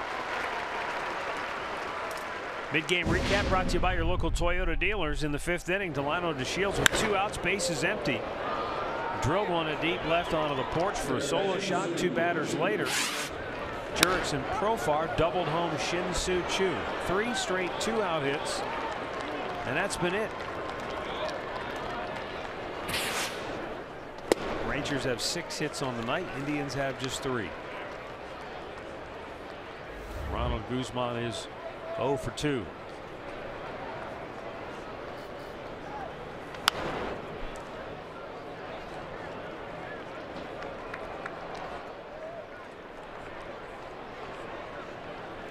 So Ronald Guzman and Nomar Mazara both go 6-4, and Joey Gallo 6-5. Pretty good front line. Yeah. To first base, Alonso says, "I'll take it myself." Then a 1-2-3 inning for Mike Clevenger. Now we'll see if the bats can get booming here as we head to the bottom of the 6th.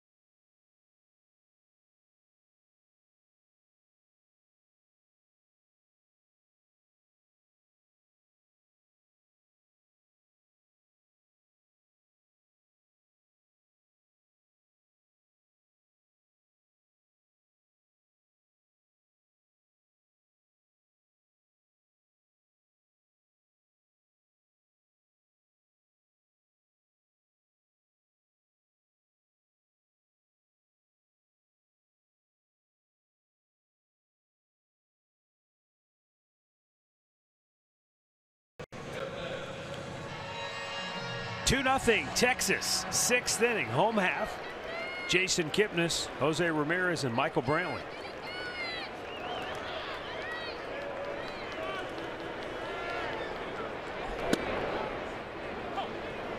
Doug Fister works fast. He's made 63 pitches, 37 of those 4 strikes.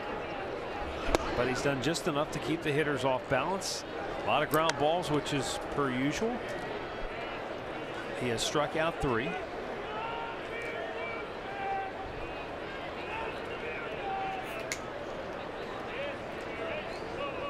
This is his 20th start of his career against the Indians. And his career ERA against the Tribe is the 6th lowest of any pitcher with at least 15 starts going back to 1990. Those better: Pedro Martinez, Jose Quintana, Felix Hernandez, Jimmy Key, and John Lester. So you put him in those names, that's pretty good company. Well, I remember Pedro. And I remember, you know, as a fan watching Jimmy Keats. I mean, every time Jimmy He was Keats, a good left-hander for Toronto. Yes. Him. And off the plate, Kip draws a walk. Indians get their leadoff man aboard for the 2nd consecutive inning. And it's the 4th time in 6 innings on the night they've got their leadoff man aboard. Down to Andre. Well, I always tell you guys about Jose Ramirez and sometimes how he can be grumpy. Well, today he was happy because he got a new pair of shoes. And if you can see on the back of them, on his new Nikes, he's got his mom and dad's name. On one side it says Devo for his dad. The other one says Ciamara, his mom's name. On both of his shoes, he went over to Jason Kipnis and said, see, got my parents' name now. Oh, is that right? He says he takes them everywhere he goes. He has a tattoo of his mom's name on his right forearm. He says this is his way of telling them that he's thinking about him when he's out here playing. That is awesome. Let's see if those new shoes have some hits in them.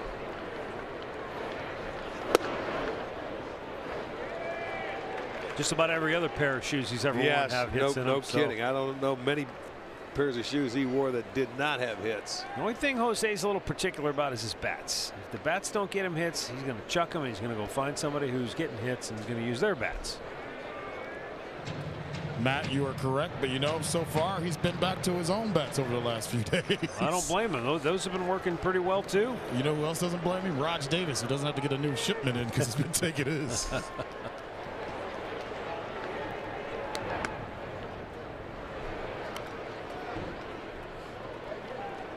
Jose put the Indians ahead with a line drive to deep right last night. That didn't miss getting out of here by much.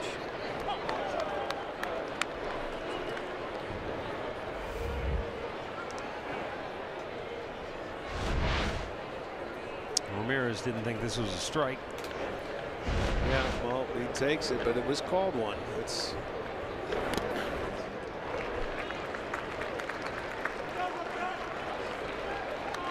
Fister just over 70 pitches and no action in either bullpen.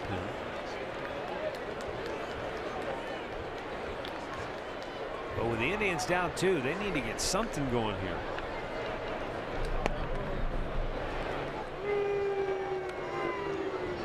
And this is that part of the lineup you would expect to produce some action.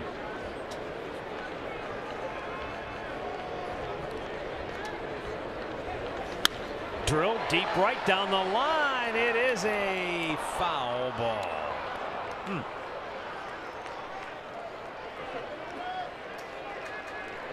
That one nearly had the joint jumping.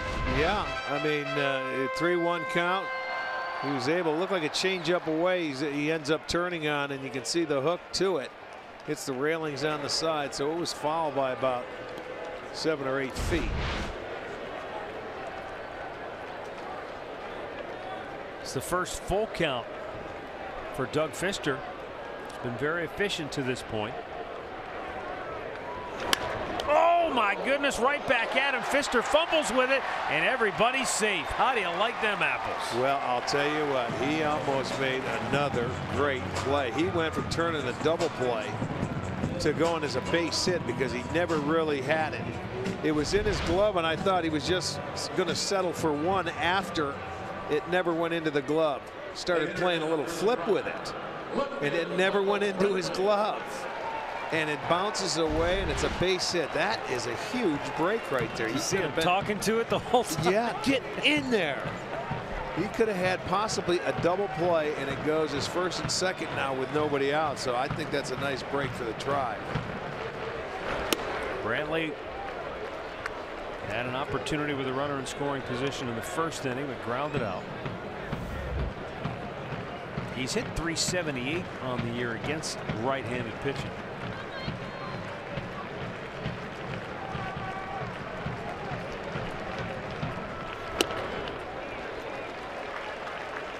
Now falling behind in counts. And this is the third time through now for the Indians lineup. And he got it started with the walk to Kipnis. Ramirez hit a ball right on the nose he just could not handle.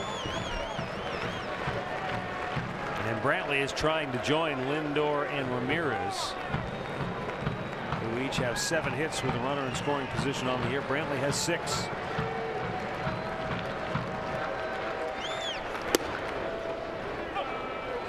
Just did catch the inside corner. 2-1.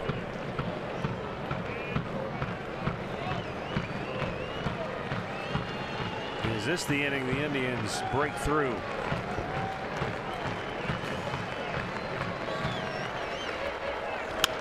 Little shot up the gut, caught. 1 down. Ball looked like it was suspended in slow motion. Well, the runners, yeah, I mean, this ball was not hit hard. It got in on Michael. The Profar going back. Kipnis does a nice job to get back. You know, a line drive, and it wasn't, it was sort of like a little humpback liner. You can't go anywhere till you make sure it gets through. So Pfister gets the first out now. Edwin Encarnacion snapped an 0 for 15 slump with a single in the 4th inning.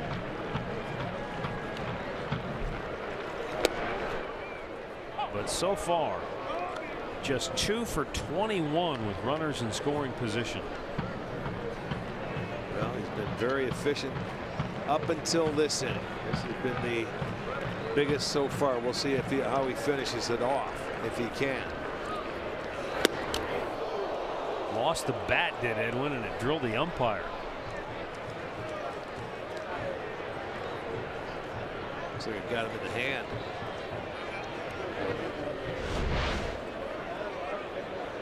Check out the left hand. Oh, right hand. Got him on the finger.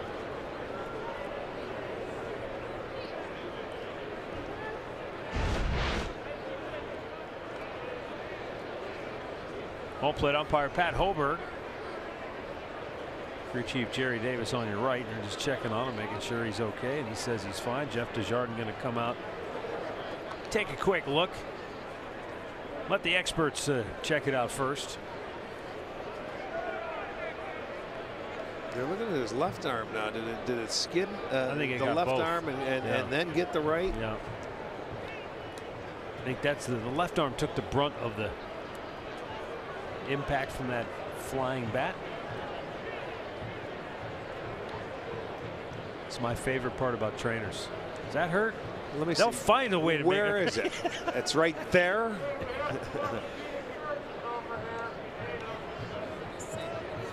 Well, it got both of them. It ends with the right hand, but I didn't see it get the left arm, which the extension's there, and then the ball, oh, it slipped out of his hand and then caught his finger.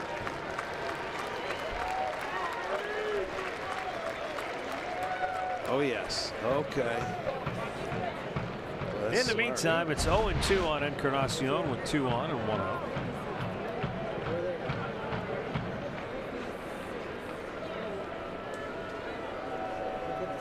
Yonder Alonso waits on deck.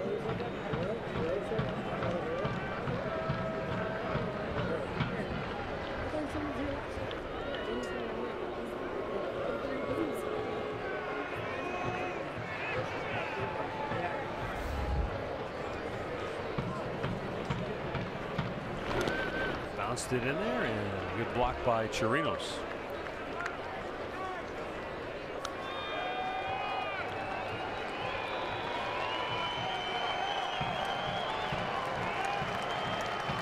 The Parrot Club wants some action.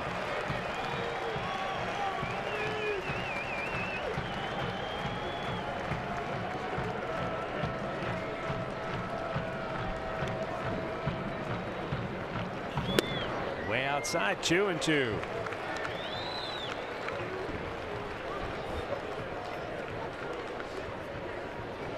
Now, not only did Edwin drive in 100 runs last year, he walked 100 times. 2-2. But he strikes out here. That's 4 Ks for Pfister, and there are 2 down in the inning.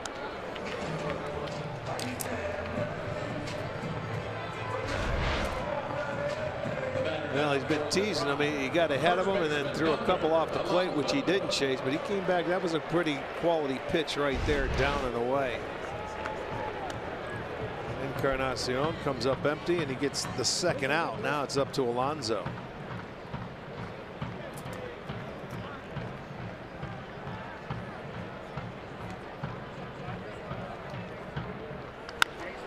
And a little tapper right back to the mound. Boy, Pfister able to slow it down and get the Indians 4, 5, and 6 hitters to weekly retire. And after 6, it's 2-0 Texas.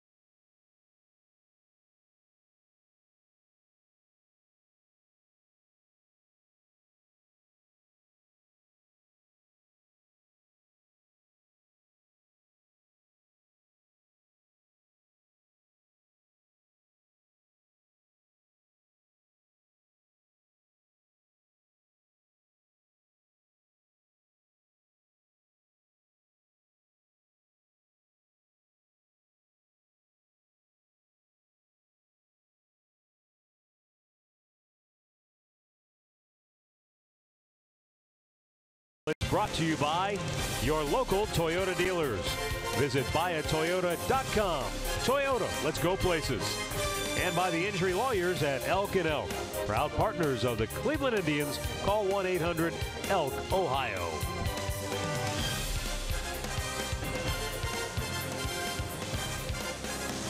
Two 2-0 Texas, 7th inning, and the Rangers scoring both of their runs in the 5th inning in a span of 3 hitters. Mike Clevenger goes to work in the 7th. He has set down the last 4 in a row. He struck out 6 on the evening. Meanwhile, the Tribe has been blanked on just 4 hits.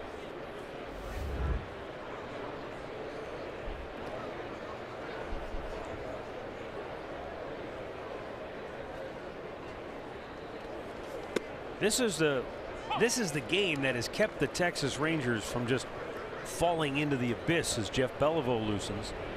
They've lost 9 out of 10 series openers this year. Right. But 6 out of 9 middle games or the following games.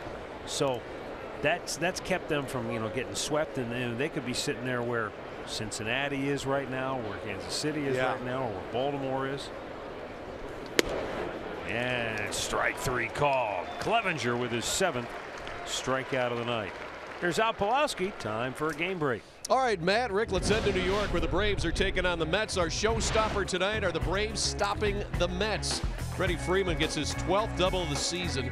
Atlanta takes an early 3-0 lead in New York. They're in the top of the 3rd inning, but so far so good for the Braves, who came in just a game and a half out in the National League East tonight, fellas.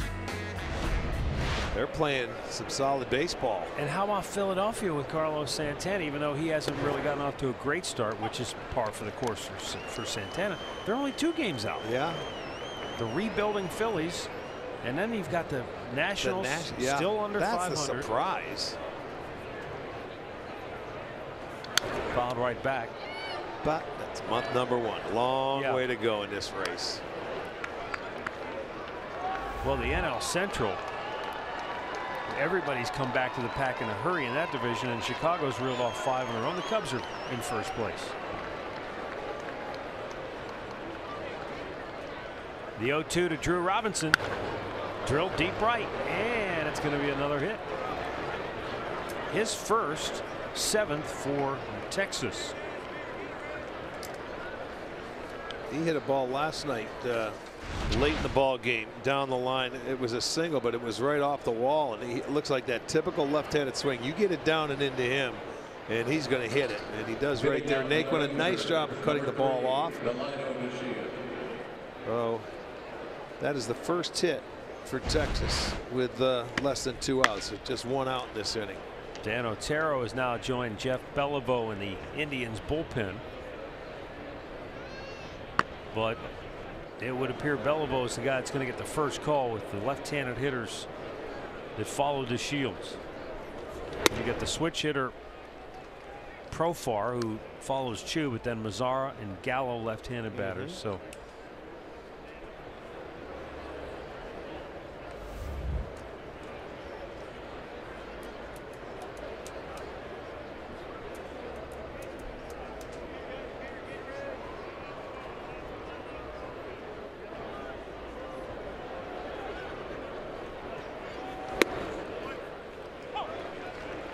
our storylines earlier tonight, the bullpen was a storyline. I think it's one of the reasons why Tito pushed Trevor Bauer to 122 pitches last night. He's got Clevenger out here over 100, trying to coax maybe another out or 2 from him here. Yeah, ideal. It'd be nice to get a ground ball double play. Close, and the call is safe at first. It's a good throw by Clevenger, and Alonso tried to slap the tag right on him. Yeah, he looked like he was going to take another step. I don't know if he was going to cross over or not, but he was trying to get his lead, and then the throw comes over, and he just about had him. Awfully close. Indians took a look but decided no challenge coming.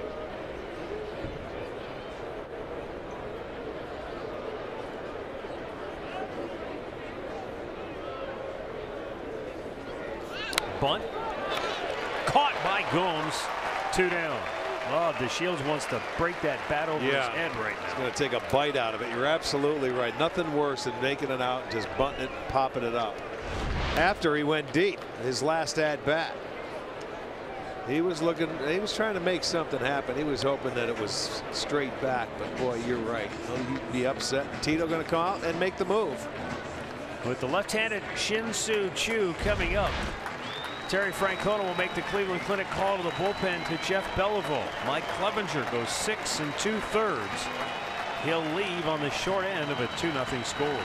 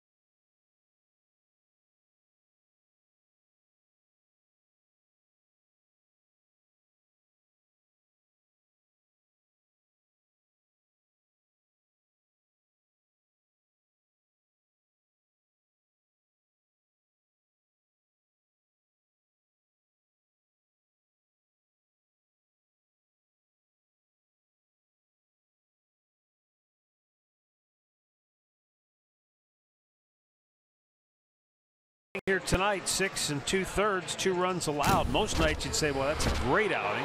Yeah, you take that, absolutely. I mean, he was very good. He had a 3-hitter stretch, and that was it. But he located. He had 6 strikeouts. He only walked 1.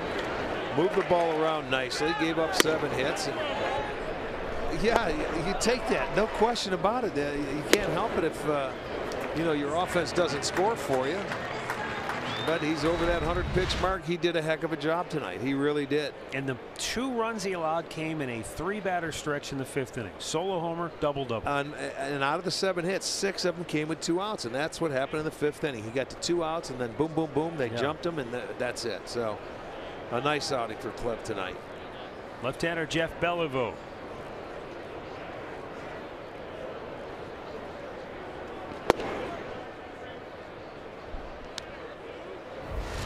Beliveau wound up getting the save last night when he came on and struck out Joey Gallo to end the ball game.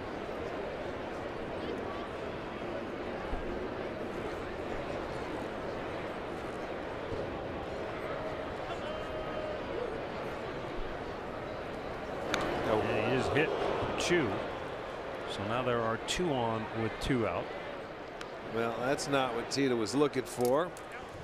Brought him in. That's the left-hander you wanted him to face. Now Profar comes up from the right side of the plate. But this ball gets in a little bit, goes off his hip.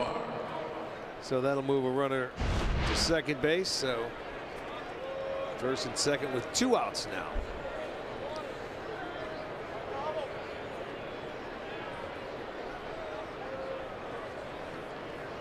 Jurickson and Profar doubled in a run in the 5th inning. But that was batting left-handed. Well, he's a better right-handed hitter. He's 6 for 16 this year, 375 average from this side of the plate. Up and away, ball 1.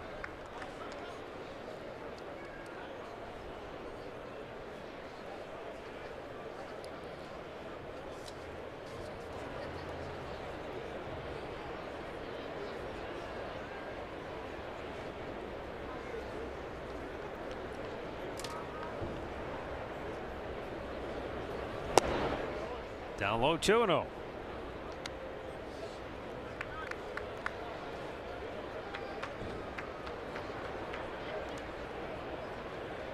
As Andre said, they were talking. He didn't have that breaking ball last night.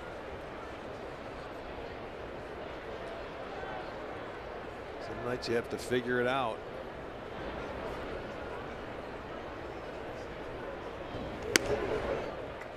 Wow, 3-0. Well, in his career, Profar is a much better hitter from the other side of the plate in his career now. Right. Not just this year, but in his career against left-handed pitchers, only a 203 average compared to 241 against right-handers. But right now he hasn't had to do anything but watch.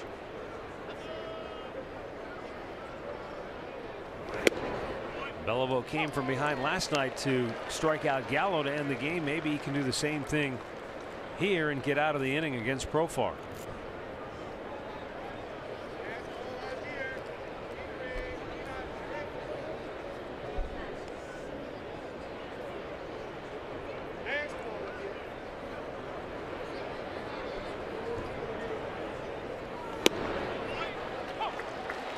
And the count goes full.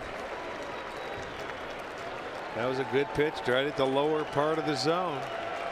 Runners will be off on the move now.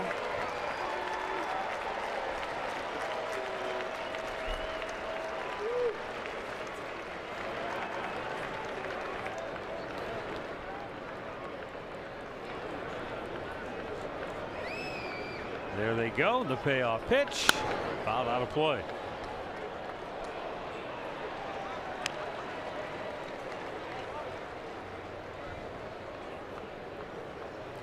It's funny, you know, there are stats and splits for everything.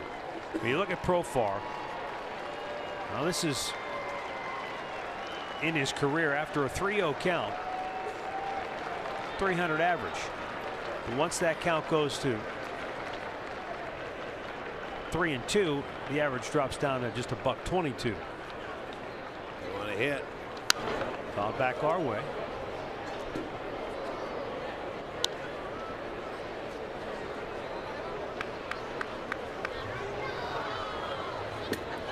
2 straight foul balls on the 3-2 pitch. So Beliveau comes back and he's throwing strikes.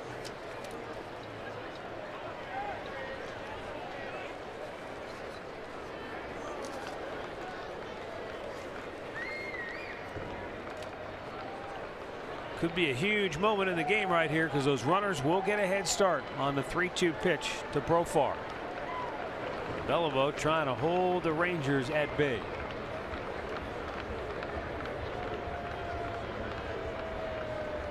And another foul back. You got to work very hard, boy, when you come back. You're down 3-0. It's nothing but pounding the strike zone. He's in swing mode now, but he's doing a nice job of fouling off pitches.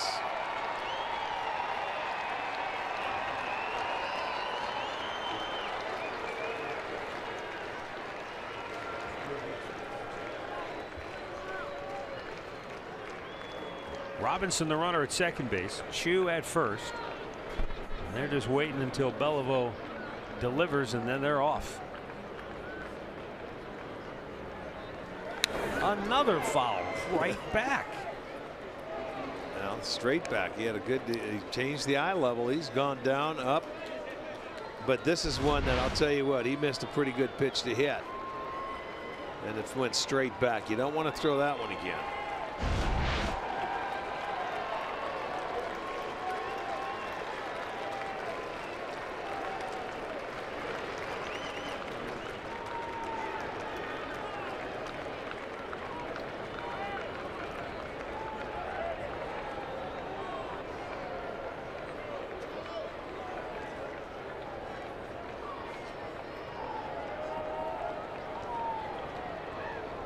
And again, the payoff pitch.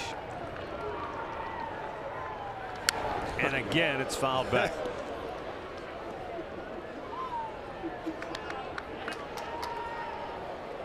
This is quite an at bat for Profar. Well, remember, he had fallen behind Shin-Soo Choo before he hit him. So his first 5 pitches were out of the strike zone.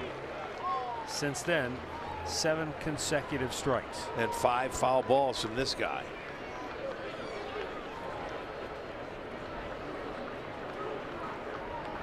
And the 11th pitch of the at-bat.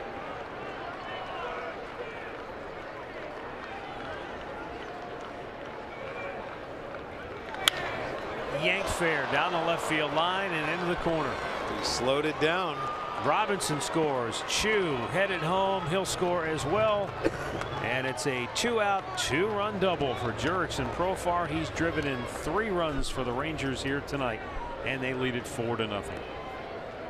Well, that was a heck of an at bat. He changed up. He threw the breaking ball, and Profar kept his bat back. It was down, and he keeps it fair down into the corner. So a big and a clutch 2-out hit. These Texas Rangers with 2 outs have done a lot of damage.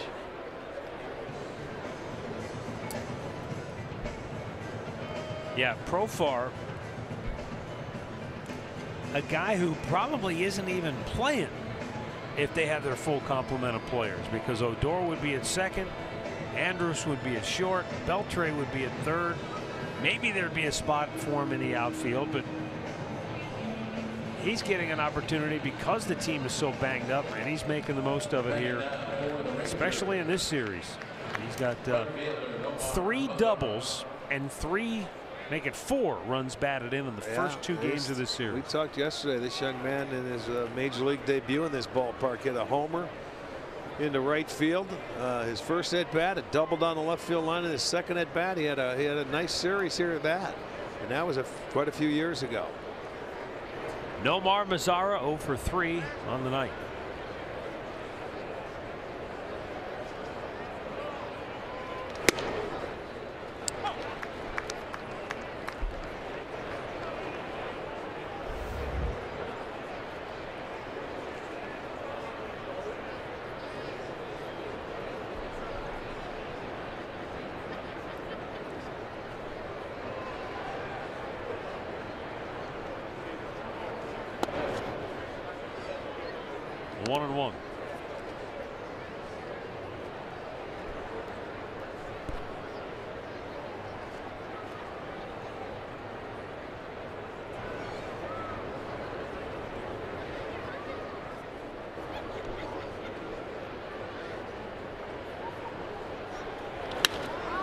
the air, center field. Back goes Zimmer, still going back at the wall, and it's gone.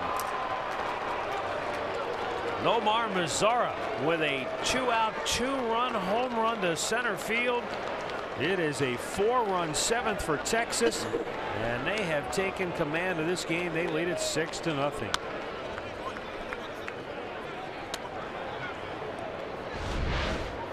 Well, that ball had some carry to it. It's a breaking ball, and he left it up and he left it in. Mazara hit a high fastball for a double late in the game yesterday to give him the lead. But right there, he just put a little exclamation point on this ball game. 2-run home run. Again with 2 outs. This team has been unbelievable. They have 9 hits. 8 of them have come with 2 outs in this game. And the 2-out home run bugaboo continues to bite the Indians pitching staff. Yes, that's true. So we've got a timeout. Dan Otero is coming on when we come back.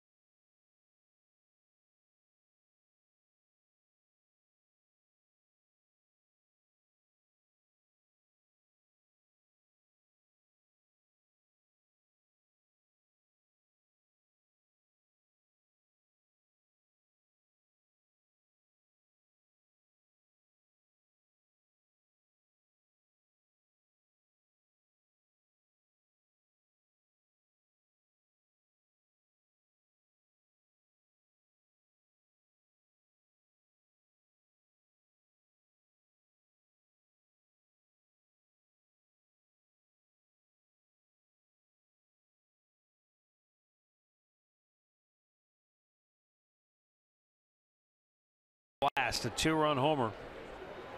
Exclamation point on a 4-run 7th for Texas. Dan Otero facing Joey Gallo. Swing and a miss.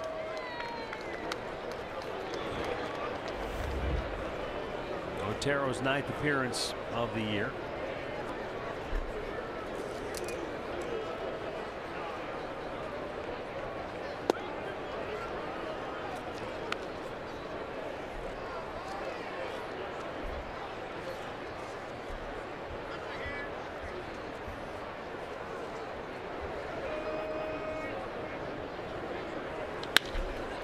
Into center field, another hit. 4th hit in the inning for Texas. To the plate now for the Rangers. Check out this breaking ball, where it was located, and look at it on StatCast. He hit it a mile. It was a breaking ball, 406 feet.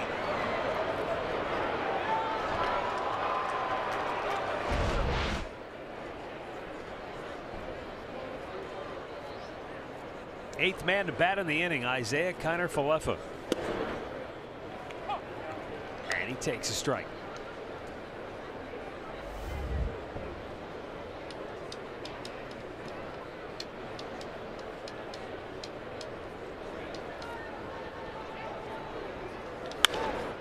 Nice play, backhanded by Yonder Alonso to retire the side, but the Rangers send 8 men to the plate. Pile up 4 runs, lead it 6-0.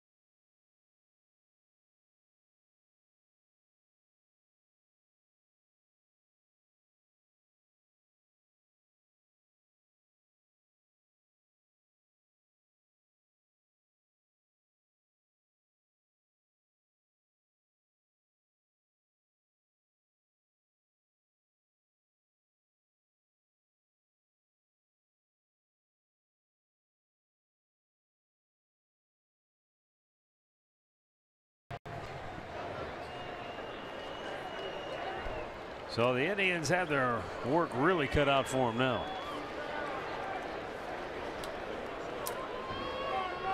Texas has out-hit them 10-4 now.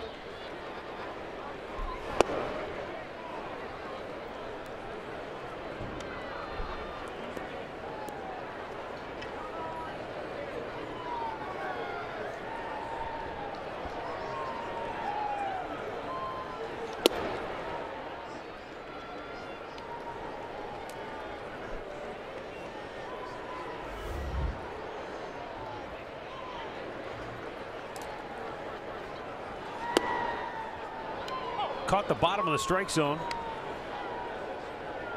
And it's 2-1.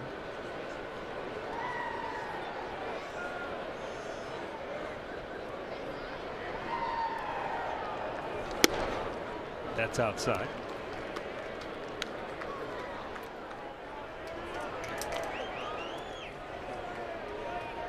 Matt Belisle getting loose for Cleveland. Cole Hamels maybe in that dugout saying, hey guys, what about me every once in a while? Can you get me 6? Yeah, and I think that is also part of when you've got some inexperienced players in the lineup, you get some inconsistency probably in that offense. Oh yeah. I mean, the Indians have a lot of experience in their lineup, and we've seen inconsistency from the offense.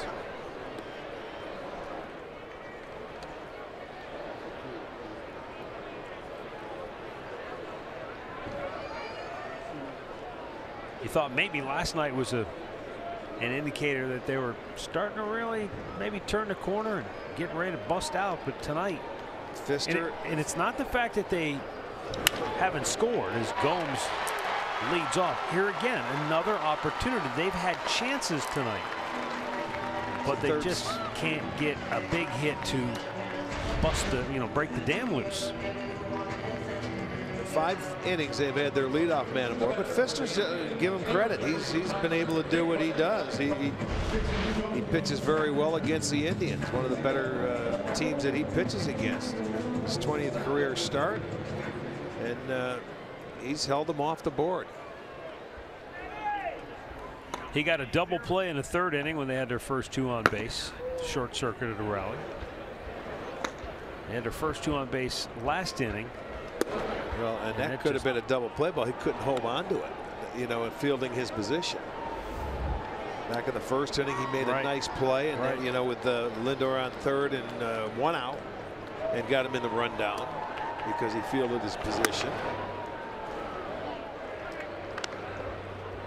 Tyler Naquin was hit by a pitch his first time up, hit it right on the nose in the 5th, but it was right at the line of the Shields, the center fielder.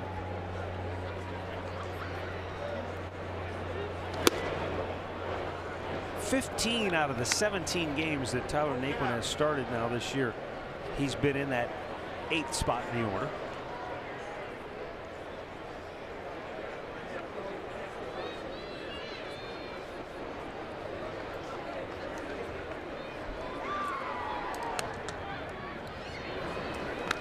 Well, it'll be a quick turnaround. Tomorrow's ball game. Be a 1 o'clock start. They'll get a left-hander, Matt Moore, so the righties will probably be in there.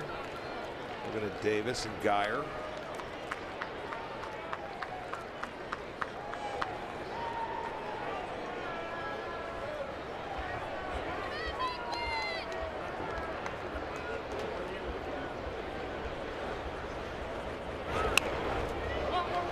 To the mound. Fister goes to second. Threw it too high. Everybody's safe. Yeah, and you know what? I heard the catcher. I thought he said 1-1-1. He was yelling first base. Get the out. Fister tried to make the great play and go get the lead runner going into second. He pulled him off the base. So he tried to maybe do a little too much right there. I think they had the play at first, but he wanted to go to second. Watch. Profar is going to be off the bag. He had to jump to catch that ball, and it's a nice hustle there by Yan Gomes to get himself down at second base, and he got down sliding. So good hustle. You can hear the catcher saying 1-1-1. Well, yeah, I heard him all the way up here just saying 1. Bullpen is up. It's been active. This is just maybe buying a little more time.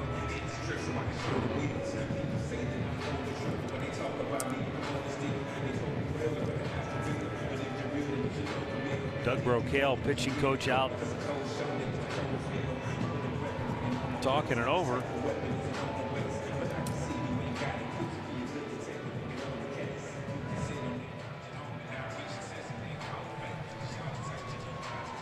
Second straight inning. They've had their first 2 aboard now on the error from Doug Fister. We told you about his splits so far this year between left and right. Today, left-handed batters 2 for 17. Righties 3 for 6.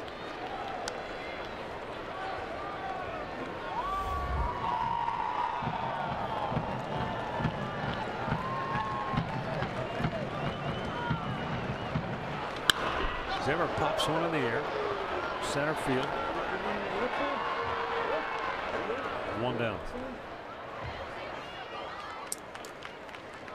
Every time the Indians have had a chance, they can't get that one hit. It's either off the end or he jams a guy. That's one of the things as a left-hander I think you really have to concentrate on. He changes up. That's the pitch, the changeup. If you roll over on it, you're going to get ground balls to second base and roll over. You have to stay on the baseball.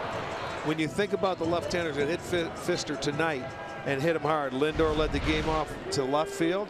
Kipnis hit the ball very hard, got robbed of a base hit. He went to left field. If you consistently, try and pull that outside pitch or the off-speed pitch, he's going to get you to roll over on it like he has, and he's done a good job of it. That's the pitch he's been able, and he teases you, boom, boom, boom. And you think he's going to come into the zone, he stays away, and or he'll buzz you one inside, and you'll think, oh, he's going to try to challenge. He'll show you the fastball or cutter. He shows you in there enough to make you believe you may come in there again, but no, everything's going away. Just like that. That's his strength. But against the right-handers, it's going into him.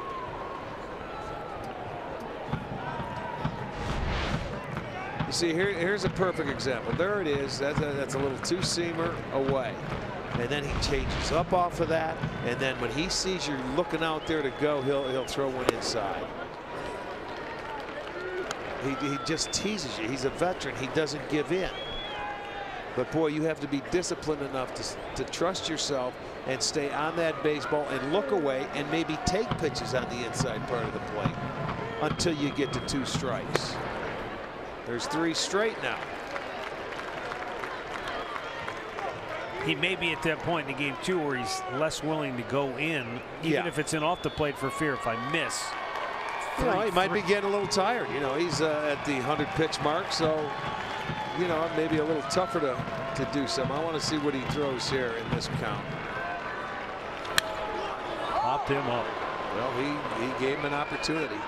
He wasn't going to walk him. 2 down.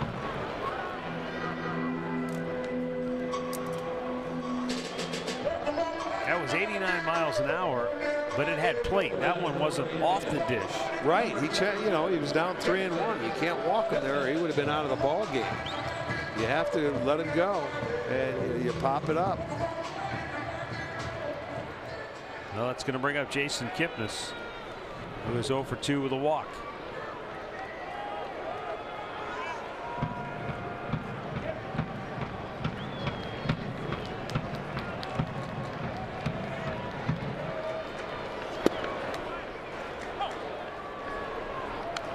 Likes to get ahead of hitters and then nibble and then pick at those corners.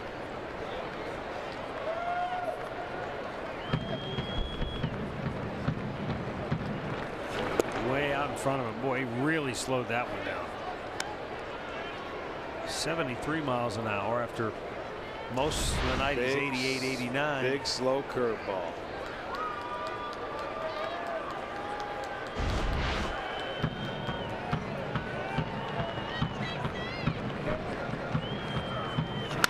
Kipnis drills it deep right field down the line. It's a fair ball in the corner. That's going to get home Gomes. Naquin will score. Throw to the plate immaterial. 2-out, 2-run double for Jason Kipnis. The Indians are on the board. It's a 6-2 ball game. All right, on an 0-2 pitch, Jason did a nice job of pulling the hands in and keeping that ball fair going down the line. Watch him. And that time he speeds up his bat, and that was a nice swing. He pulled it, and it's the Indians doing a little 2-out damage of their own. And, that's going to knock Pfister out of the game. Pfister goes 6 2/3 innings, like his counterpart Mike Clevenger. He allows 2. He'll be responsible for Jason Kipnis at second base. And Jeff Bannister makes the call to the bullpen. We'll be right back.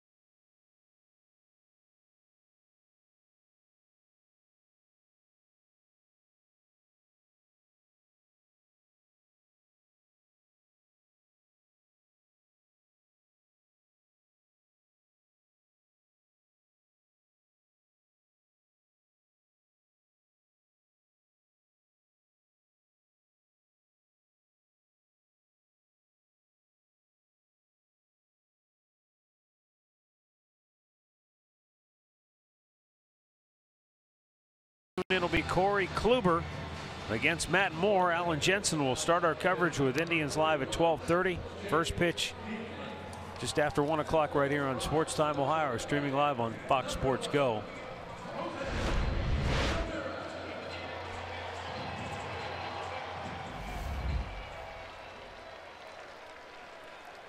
Jake Diekman, the left-hander, on for Texas. Diekman on for the 14th time. And Jose Ramirez trying to be aggressive, jumped at that 97-mile-an-hour fastball. Fouls it off. And the splits on Diekman, left-handers so far this year against him 4 for 8, where right-handers are 4 for 29. So this flips Jose over to the right side of the plate. He's been much better against righties.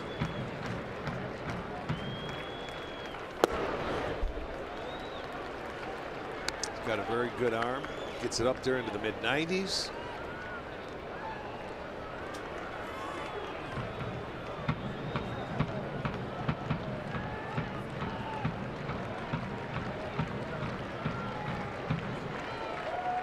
The 1-1. Man, that pitch. That's nasty. Nasty is back right. Foot slider.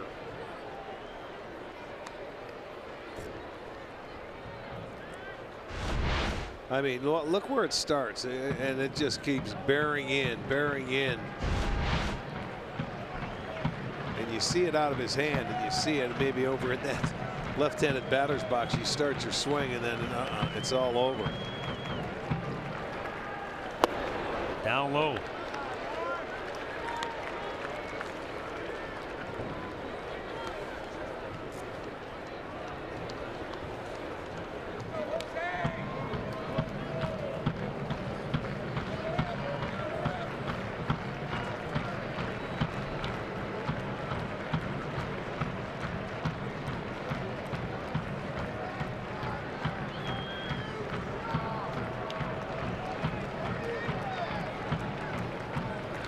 Ground ball right at the second baseman.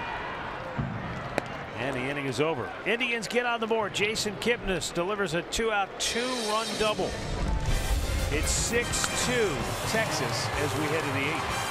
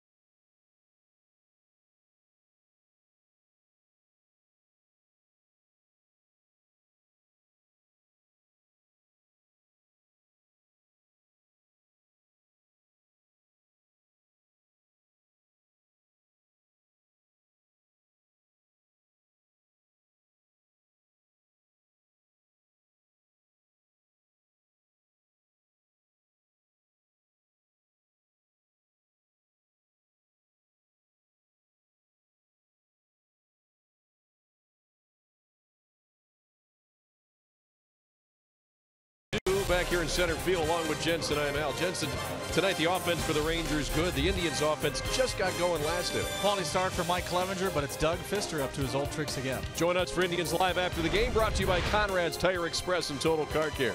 Matt and Rick, take it away. All right, thanks, guys.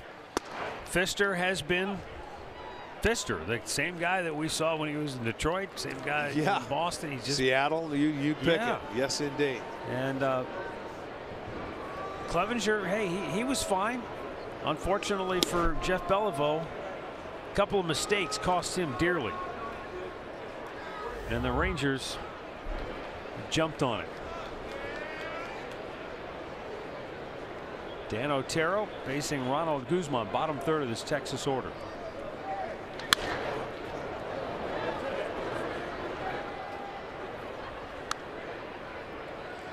Yeah, 9 of their 10 hits. They've done all the damage with 2 outs. And for whatever reason, the Indians, again, 2 home runs with 2 outs today. Well, that's, what, 18 on the year? No, excuse me, 19. Guzman strikes out. 1 down, and we'll go down to Andre.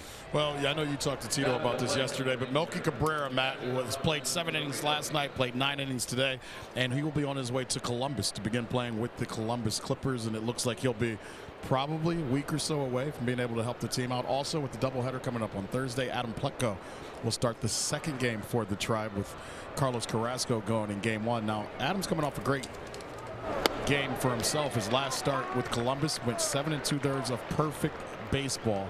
Remember, he's coming back from that hip surgery, and I think he's throwing a little bit better, and that hip may have been bothering him more than they thought previous to him having the surgery on it this offseason.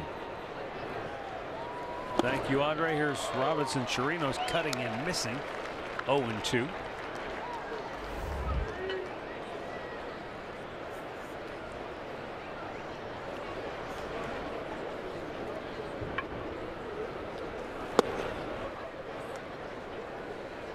Every season there's a stretch of baseball, and never know when it's going to pop up. Could be early like this year, could be later in the season, where you just get a bunch of games crammed together without any off days, and it can be very taxing. Yes. And so sometimes you need help from down below, sometimes you need help from within, but and you know, compounding matters. You're already down a man in the bullpen with Andrew Miller's absence. And then it's funny how quickly it can happen as Tyler Naquin comes racing in and make a nice catch for out number 2. You get one short start and the dominoes start to fall, and the next thing you know, after a couple of games, you get guys that are, oh, we can't use so-and-so, or we want to try to not use so-and-so today. And they need a day. Well, you know what? That happens to every team. You know, and it's going to happen and catch up with some of these teams that have been rained out 4 or 5 times. The Cubs have been rained out or canceled 5 times. You know, you look at Kansas City, the White Sox, all these teams, and you know, the Indians coming up with their doubleheader hopefully Thursday. And you know, we look at the forecast, of course, and it doesn't look good for Thursday. So you know, you just never know. But yes, you're going to go through stretches. This is an 18-game stretch in 17 days.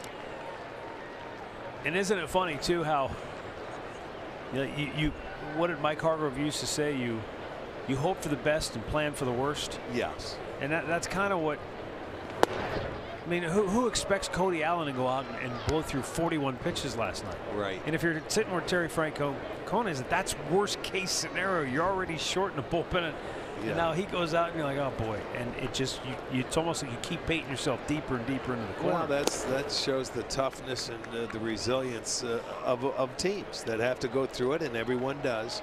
How you respond to adversity in this game.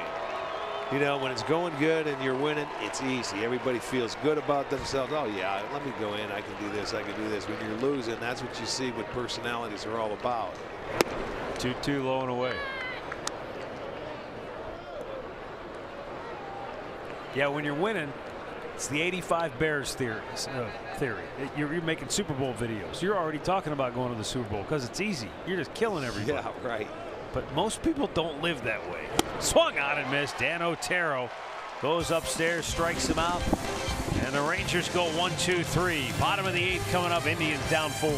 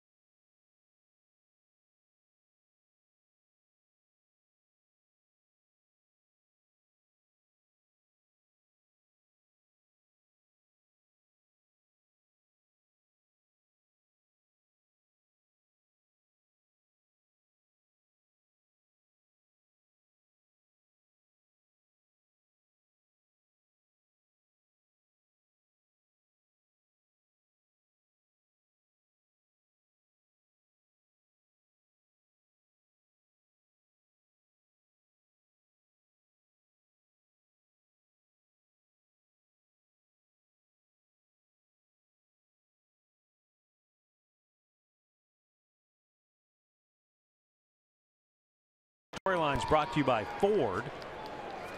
Indians bullpen hurt tonight. Hurt by the long ball and the extra base hit in that 7th inning.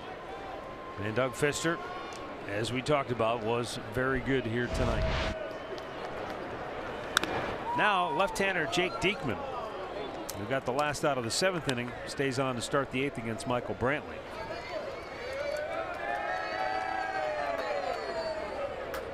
Back in 2012, Jake Diekman was in the Phillies organization, and he was playing for Ryne Sandberg at AAA. Ryne Sandberg, remember the legendary Cub? You know, the legendary Cubs player. So he's his manager, and Sandberg calls him into his office one day and said, "Hey, we got some reports. There was some trouble last night at your hotel room. You want to talk to me about it?" And Diekman's like a deer in the headlight. "What are you talking about? I didn't do anything last night. I was in my room. I was quiet. No." And his wheels are spinning, and the kid's sweating like bullets. Yeah. Finally, Sandberg says, "All right, I can't do this anymore. You get called up. You're going to the big leagues tomorrow." Yeah. Some soul searching in there for a few minutes, man. Probably felt like an hour. Here's the 1-2. Brantley slowly chops one to second. Robinson throws him out. Well, the MLB Ballpark app is presented by KeyBank. The app lets you conveniently purchase, access, and forward your Indians tickets directly on your mobile device. Then have it scanned for entrance at the ballpark. What a way to go. No need to print tickets.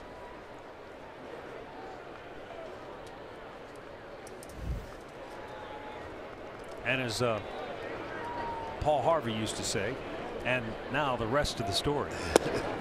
So after Sandberg lets him know you're going to the big leagues, he calls home, calls his dad. His dad's working in the factory. They page his dad. His dad comes to the phone. His dad's like, looks at his watch, said, "What are you doing calling me? Shouldn't you be on the bus going to the game?" It's like, no bus ride today, Dad. I'm going to the big leagues." And then he broke down crying, and it was, you know, it's one of those moments. You probably remember the first moment, don't you? Dream come true, yeah. You get that call of the big leagues, it's like, you think they're joking or somebody's teasing you. Ooh! Oh man, Diekman got nailed right, I think, in the back, and the ball carried him right to the first baseman Guzman, who retires Encarnacion. And now they're going to check on Diekman to make sure he's okay. Oh boy, I'm telling you. Well, you're glad it's the back. We've seen it before. Holy cow, we've seen some close calls, but this is, I mean, he had no chance to get out of the way. That got him square in the back. 112 miles an hour, taking a baseball right in the back. My goodness. And it deflected. The way he was turned and his back was, it deflected right to first base. And that's a tough man right there. He got up and he said, "I'm okay." He's going to have that. That's going to be a bruise. He's going to have some color in there. He's from Nebraska, Arch. He's tough, He's man. tough. That's He's been hit by corn cobs harder than that. He's been run over by tractors that were bigger than that. Well, I'll tell you one thing. That is amazing. I am a little surprised they're just going to say, "Go ahead, see how it feels."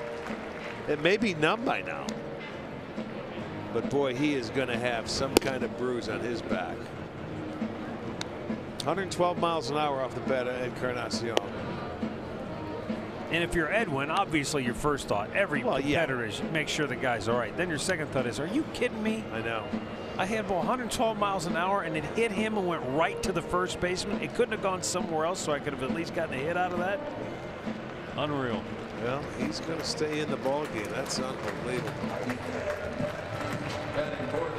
You know, and you know, it's scary. Sometimes you think we would see that more, as many times as the balls are hit that hard by the pitchers. We've witnessed a couple that have gone by pitchers' heads and shoulders already this year.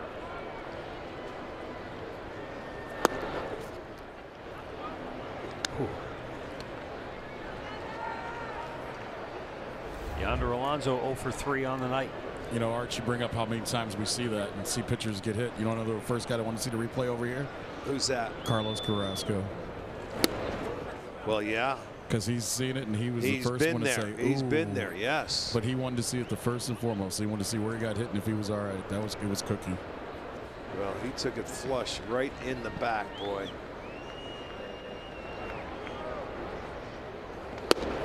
That is scary. I mean, you talk to pitchers, you talk to big league pitchers, and even pitchers in the past that have been there, have been hit, or have had close calls. You're getting rid of that ball. You're 50 feet away, and that ball comes at you. You can't do anything to get out of the way.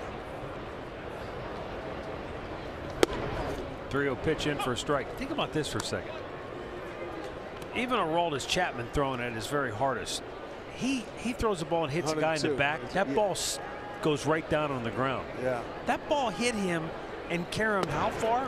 What did you say? 45 feet over the first baseman? Yes, but you know, maybe because of the angle he was in, that's why it deflected, and it may have not been just flush, if you know what I mean. Yeah. Because if it was flush and it dropped straight down, he might he would have been down for the count. Might have watch knocked the wind deflection. out of him. Yes, watch the deflection. You see with the angle how it went off his back. Either way you look at it, man, that thing hurt. I'm surprised they left him in to begin with. Well.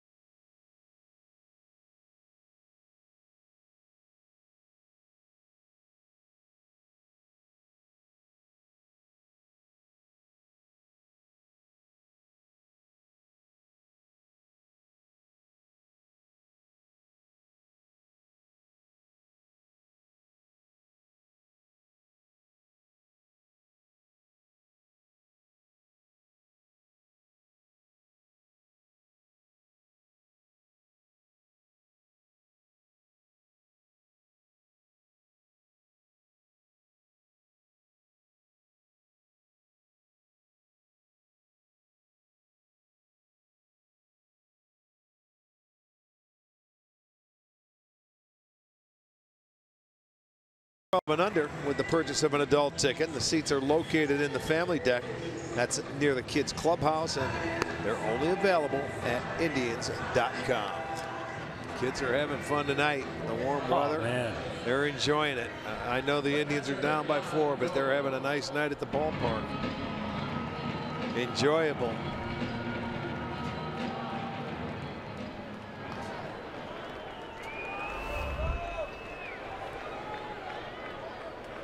Today and tomorrow are going to be 2 of the toughest days for kids to be in school. Because when it's warm and you can't open the windows, or you open the windows and it's that warm air, you just don't want to be in class anymore. It's like, come on. Yes. Summer break time. Let's go. Well, they've got a ways to go before summer break. But they'll take the nice warm weather. Yeah, another month.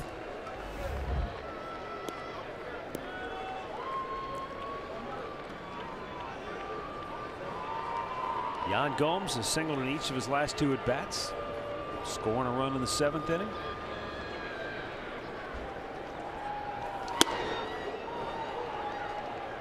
That's a pitch that he's been a lot more disciplined with, and that's why he's kind of having a meeting with himself right now. I was like, we talked about this now. Don't swing at that high pitch. Yeah, try and lay off that pitch, and you know, when you get to 2 strikes, sometimes you can't help it. But before you get that, go to your strikes, and that's the ball down.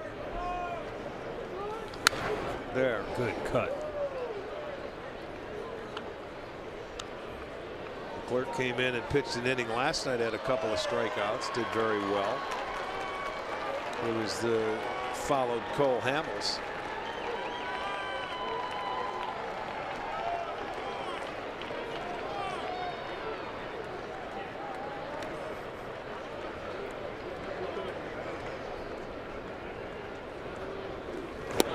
And he's out in front of it. Strikes him out to end the inning. 8 in the books. 6-2 Texas.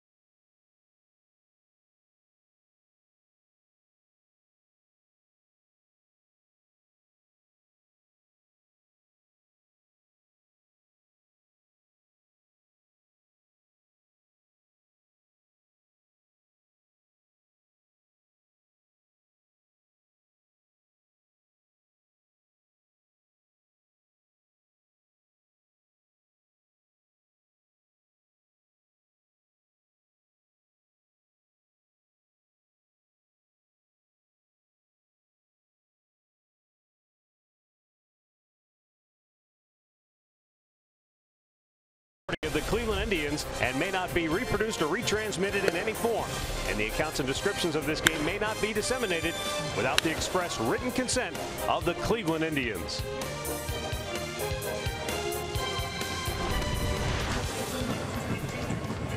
Ninth inning,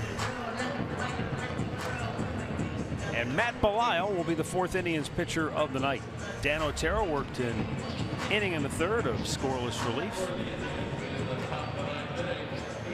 Struck out a pair. Matt Belisle's 8th appearance on the year. Top of the order, 2 up here for Texas.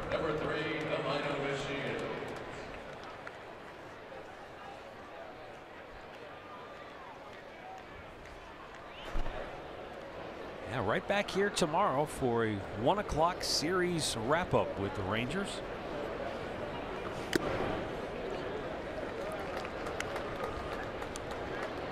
We'll have it for you on Sports Time Ohio if you can't be here in person.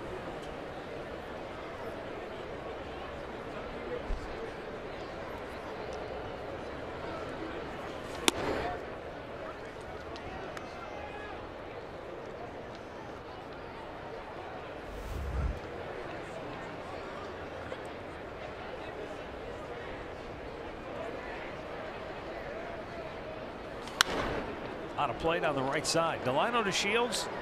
Got it started for the Rangers here tonight. It was 2 outs, nobody on base. Back in the 5th inning. And he got a pitch out in front, hit it onto the home run porch and left. The next man up, Shin-Soo Choo, doubled. The man after that, Jurickson Profar, doubled home Choo, and it was 2-0. The Shields down swinging. It stayed that way until we got to the 7th inning. But this was what started the scoring for the Rangers. And this is not, as you pointed out at the time, not a home run hitter, but boy, he got his hands out, got the barrel out. That's where I think Cleb got upset at himself because he missed his location, and that's maybe what transpired in those next couple of hitters after that. He didn't really regroup quickly enough, and he already had the 2 outs. But he still pitched a heck of a game, 6 2/3. You take it anyway. Yeah, that home run also netted him his first RBI. Right. In his 40th at bat on the year. And then Clevenger pitched into the 7th inning. He left with a runner at first and 2 down. And that's when things really went sideways. Jeff Beliveau came on to face specifically Shin-Soo Choo, lefty-lefty matchup. Beliveau caught him on the hip with a pitch, so Choo went to first. Profar, the switch hitter, came up, and after an unbelievable at bat, Profar broke the back of the Indians with the double down the line. 2 runs scored, and then Mazzara followed with a 2-run homer. And it was 6 to 0. 12 pitch at bat that Profar put up. 13, 11. It went 11 pitches.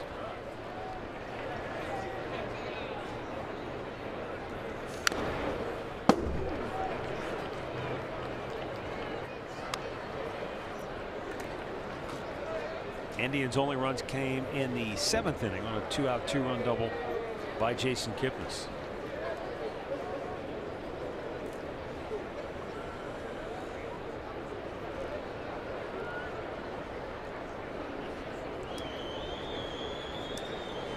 You know, fans who watch, understandably, they want the Indians to win. All the passion is directed at the Indians players. And I think sometimes even as announcers, you kind of get caught into that, and you want to say, the pitcher made a bad pitch, or the pitcher made a mistake. A guy told me a long time ago, the other guys get paid too. Yeah. And you know, and that's a case where I think you look at that Profar at bat, and you do have to quote unquote give credit where it's due. Choo stepped on it in fair territory, and he's out. I did not even see that. Home plate umpire made the call. No, I didn't even see that where he made contact with it. So this is what we're going to call the Pat O'Brien Chevrolet play of the series. Jurickson Profar. Yeah, he's been the guy. He has been the guy, and he's filling in. But the times we've seen him, he's always seemed to play well against the Indians, and he's you know, he's going to get his opportunity now with their main Elvis Andrus shortstop on the DL. And you continue to hit like you have, he's going to get a lot of playing time. A career high 3 runs batted in here tonight.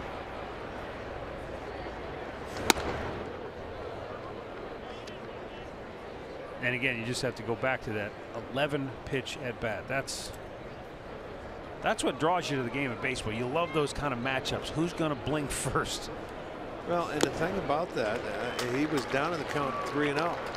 Beliveau was, and then he came back and he kept firing. I think he fouled off 5 straight pitches, then finally, and they were fastballs, and then slowed one down. The breaking ball, it was down, and he laced it down into the corner. It was a tremendous at bat. Chopped towards short. Ramirez cuts it off. And Belisle has a 1-2-3 night. Last chance for the Indians when we come back.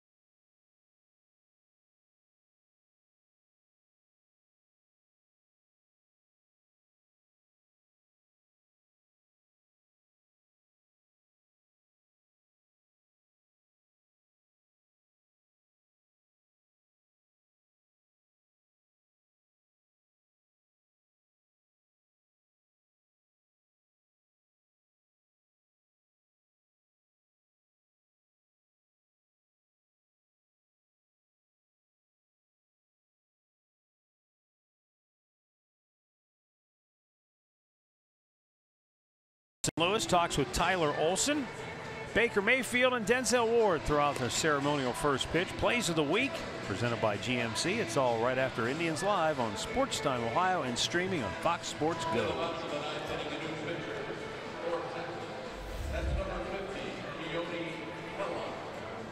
Keone Kella comes on for Texas here in the 9th inning.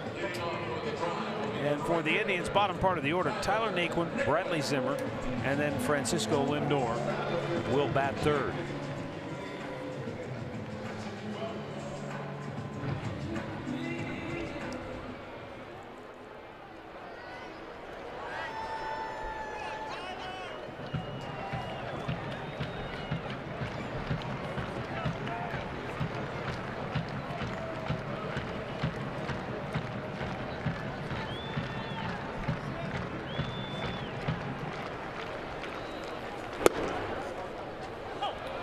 Strike one to Tyler Naquin. Low fastball right at the bottom of the zone.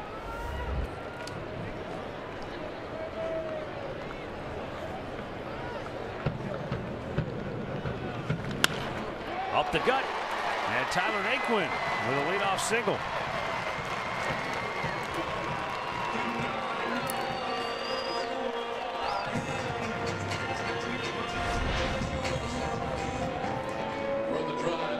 Breaking ball. And Tyler takes it right back up the middle with a nice short swing to get a base hit. That'll be the 7th hit for the Indians. Leadoff man aboard again. They've done a nice job getting the leadoff man aboard tonight. They just haven't been able to cash in.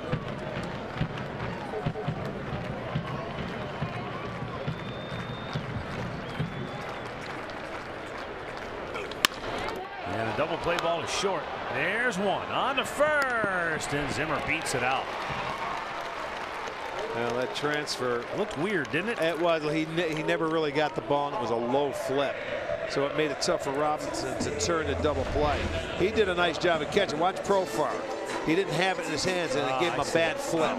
He did a heck of a job just to keep his foot on the bag and try and get rid of it, but it should have been a double play ball.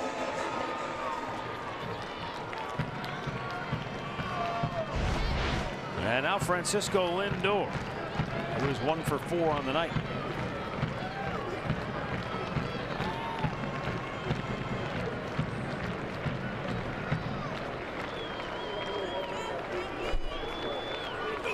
Foul right back.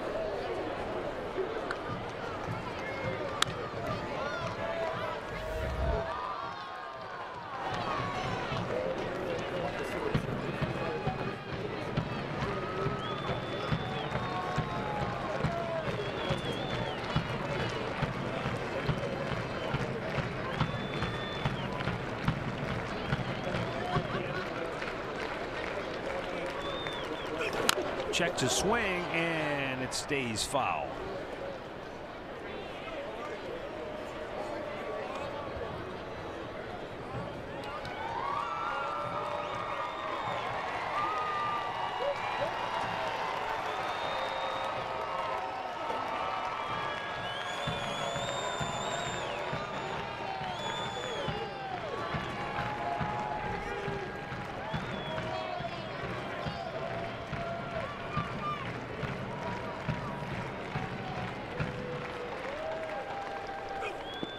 Down low. Chirinos keeps it from getting away.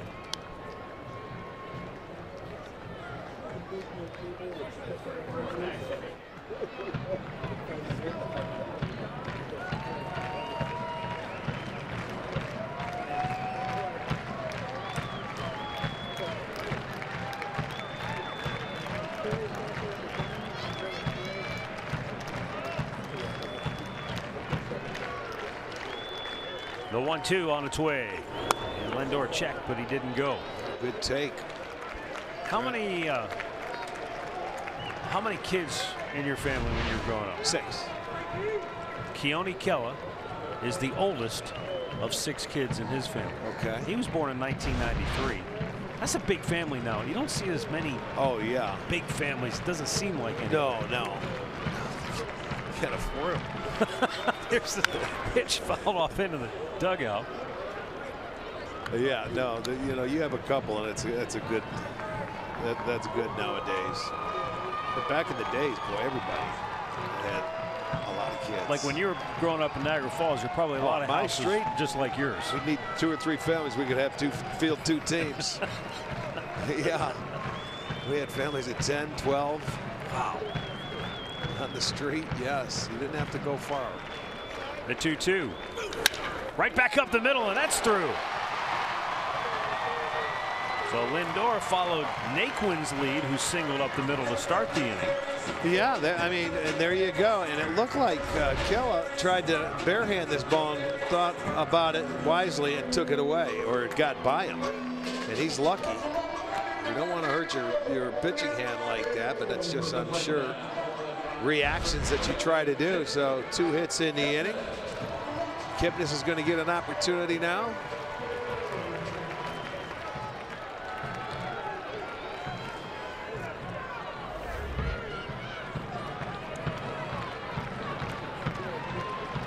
Well, here is Jason Kipnis.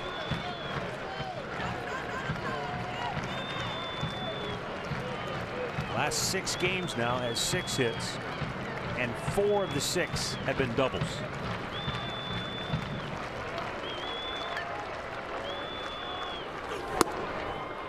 I'll tell you one thing, Keone Kela can bring it. I mean, it's everything.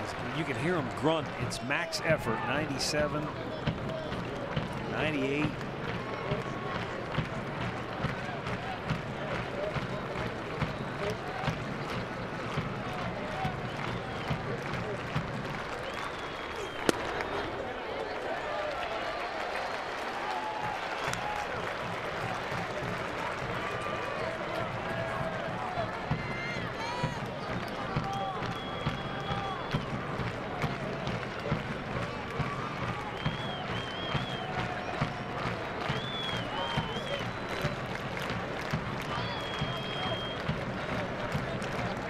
Wants to be patient, maintain that aggressiveness. There it takes a strike. It's 2-1. Well, yeah, you get one more base runner in this game. You can get a tying run to the plate. And we're going through the heart of the lineup right now. So any way you can get on, boy, that's what you want to do. You see who's on deck. Jose.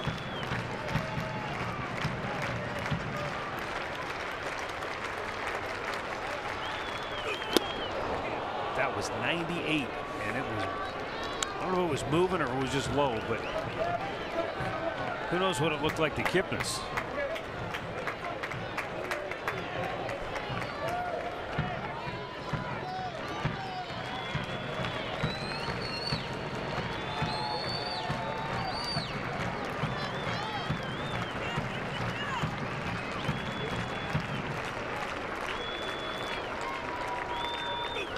Off-speed pitch, and he punches it into center field for a base hit, and that'll load him up. So now the tying run comes to the plate the rest of the inning. Oh, what a job by Jason Kipnis. Yes, it is. I'll tell you what, he hung in there. Staring down 97, 98, and then just fights that breaking ball off. And he got it off the end of the bat, but that's all you needed was a base runner. Watch this. He kept his hands back. That was not even a strike. But he was able to put it in. The breaking ball, there it is. It's out of the strike zone. So give Kipnis a lot of credit there. He's hit the ball well tonight. He walked. He was stolen from a base hit. He had a couple of knocks in his last 2 at-bats. So now the Indians in business. Tying run at the plate, and it has the crowd awake, alive. And again, here's a guy. He's not a Aroldis Chapman, but he supplies the power. You don't have to swing hard against a guy like this if he's firing 97, 98 miles an hour. Ramirez takes aim, and it's low, ball 1. Kela, who has 6 saves this year for Texas, but this was not a save situation when he entered the game. But boy, he's got a hornet's nest now. The 1-0, low again. This time in the off-speed pitch.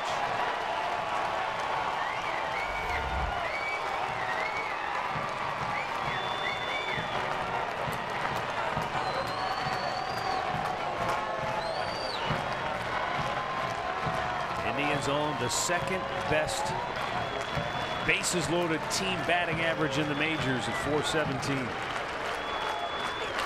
Oh, did he have a rip, but it was just high enough that all he could do is foul it back. Well, that's what you want to do. Keep that line moving. 3 hits in the inning. Well, he tied the game last night. Yes, he did. Or I should say he gave him the lead last night. It was Lindor who tied it. And Ramirez put him ahead. But he's got that clutch gene. Again, same spot, 98, but it's just up. And that one may not have been a strike. You know, it's just above the belt.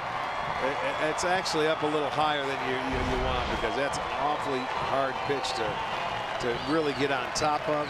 Maybe the best you can do is foul it off.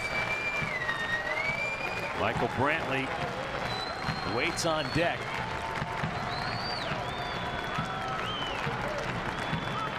Two balls, 2 strikes, bases loaded, 1 out, last of the 9th. And a breaking ball dips low, full count. Changing the eye levels after the high fastball, trying to come back, and I mean to tell you, this is a nasty pitch to take off. But look how the catcher, yeah, he didn't do him any favors helping him, did he? Was he maybe crossed up there the way he went after? Very well could have, because he went up there and then that thing dropped down, so he very well could have. I'm surprised he caught it, because it wasn't, it wasn't glove turn other way, you know, palm up. Let's see, watch him, watch his reaction. He's catching that like it's a fastball.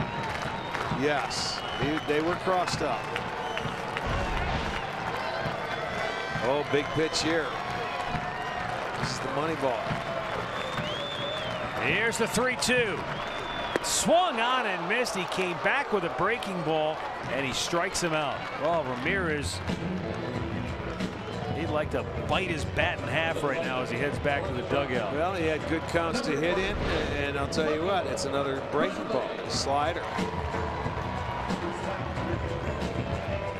And it stays away, so he gets the 2nd out. That looks like a disappointed mom. Look at her kid right there. Got 1 more out. Mom, hang with it. She could have a smile here. Brantley's at the plate. Well, let's see. Michael's 0 for 4 tonight.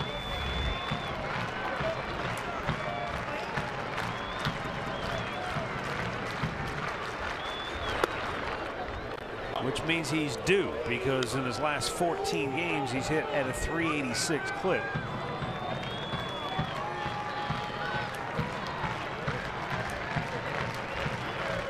Texas, no shift.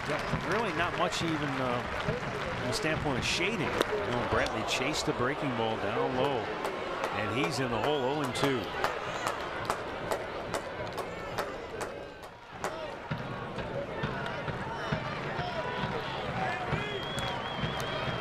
As long as you've got a strike to give, there's hope. Keone Kela seems to be trying to exhort himself through this 9th inning after loading the bases on 3 hits. The 0-2. Brantley with a drive to deep right field. Mazara's out of room. It's out of here. We're tied at 6.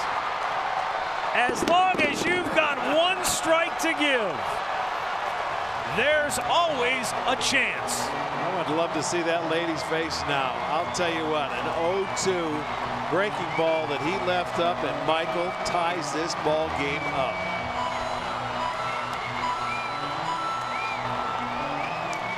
The Indians with a little 2-out lightning of their own.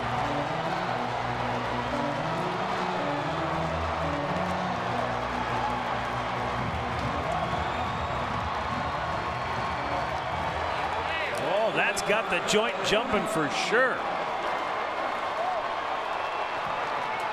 Everybody up on their feet. 16,356 on an absolutely beautiful night. And now Encarnacion watches one go to the backstop, and I'm not sure Chirino's got leather on that.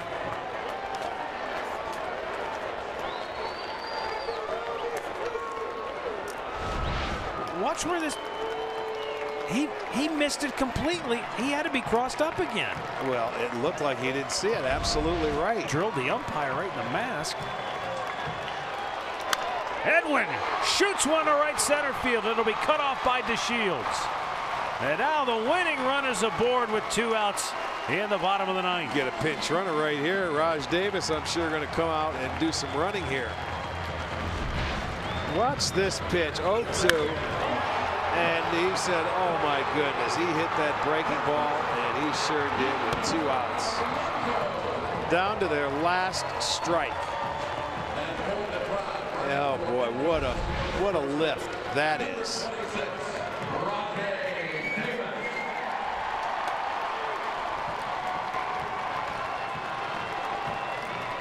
Now Rajay Davis running for Edwin at first base. 5 hits in the inning. The big grand slam.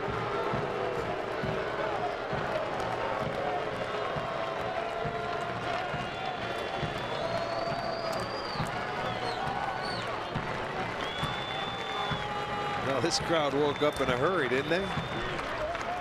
Outside. Ball 1 to Yonder Alonso. We'll think back to Michael Brantley's in the hole 0-2. But he's Michael Brantley. He's Dr. Smooth. He doesn't ruffle. He doesn't panic. That's right. He's not afraid to hit with 2 strikes.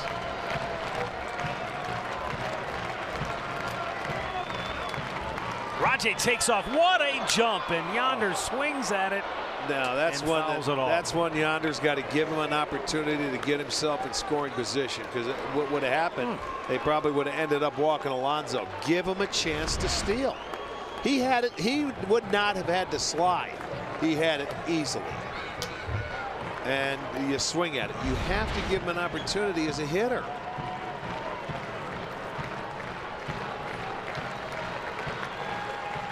I mean, Raj had 4 strides towards second base before he did not have to slide. 1-2.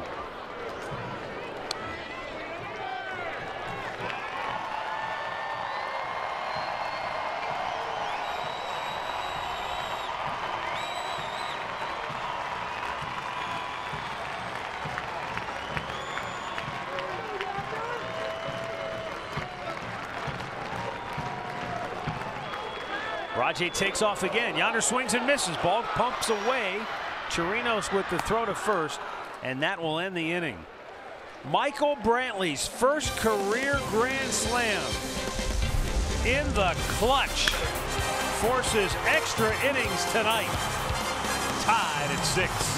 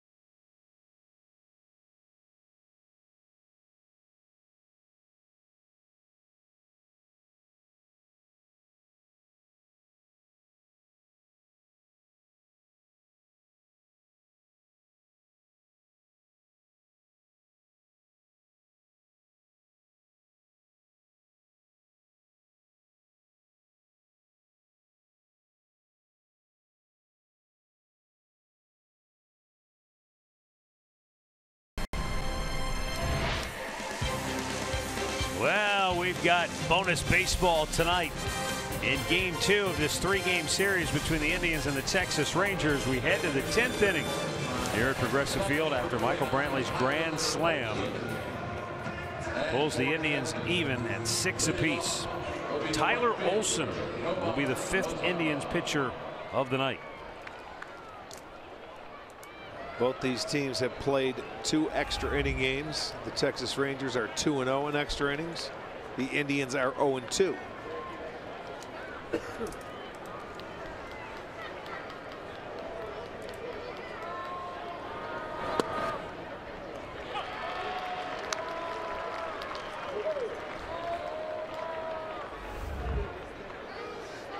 Nomar Mazara, 2-run homer his last time up. And Olson gets ahead of him with 2 quick strikes. Yeah, Mazara got Olson last night. So he has an opportunity to come back. And he does. Strikes him out on 3 pitches. Yeah, that's one thing you want to do, boy. When you give it up one night, you want to come right back. Let's check this sequence to Michael Brantley. There's the curveball. Get ahead, strike 1. You're going to take it. Then he swings it one down. He wanted to throw one just to the same spot. This one caught the player. 0-2. Brantley, 101 miles an hour, 392 feet, with the bases loaded. And he's throwing nothing but strikes. Yeah, he's on a mission. The Indians come back with some 2-out lightning of their own. And another one. 5 out of 5.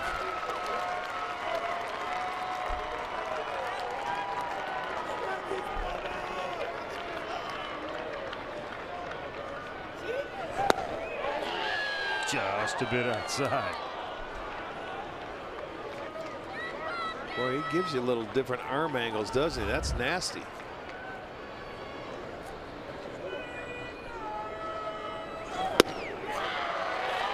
And he's out looking. Not happy about it. Joey Gallo airs his grievance with home plate umpire Pat Hoberg, but to no avail. 2 down. He's probably saying you can't give him the pitch inside and the pitch outside, but let's take a look at it and see for ourselves. You can see the box maybe a little bit off the plate. He might have a complaint, but as pitch track shows, it did hit the zone.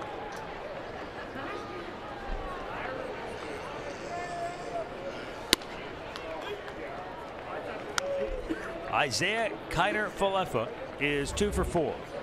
Single and a double. He's flied out, grounded out.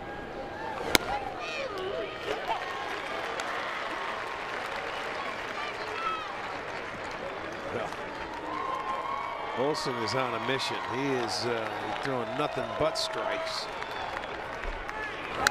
Fouled right back.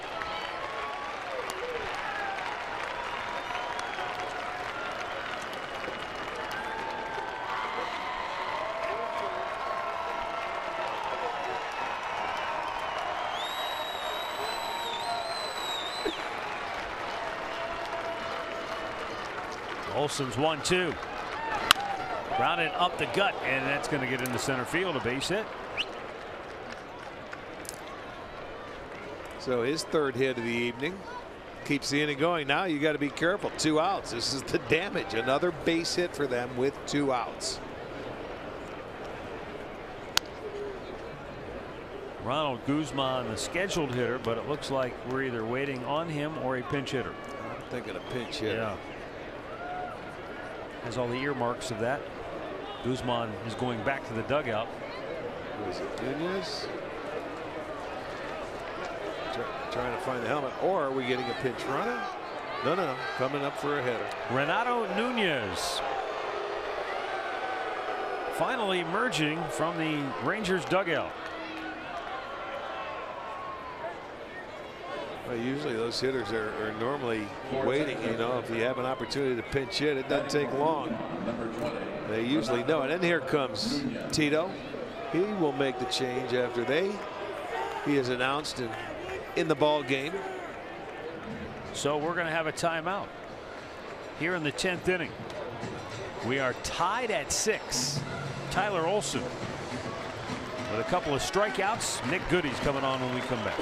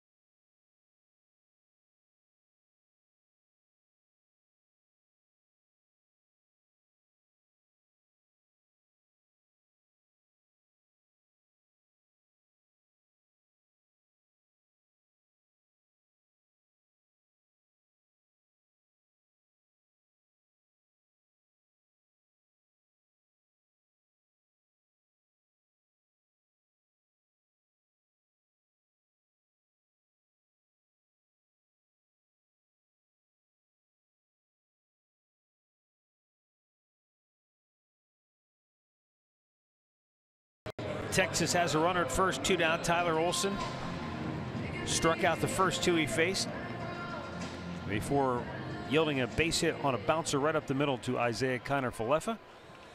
And once Jeff Bannister went to his bench for a pinch hitter, Renato Nunez, Terry Francona went to Nick Goody.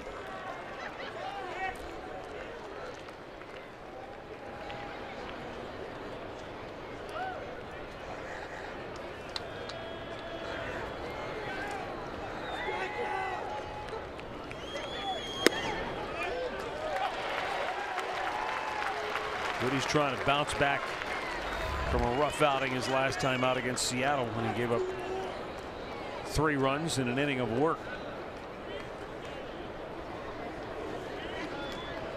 Nunez, in 19 at bats on the year, has 3 hits.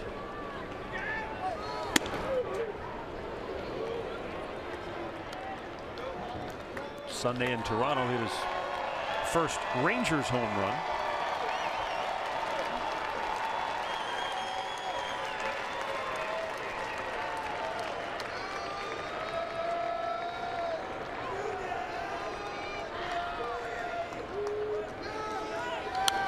Back.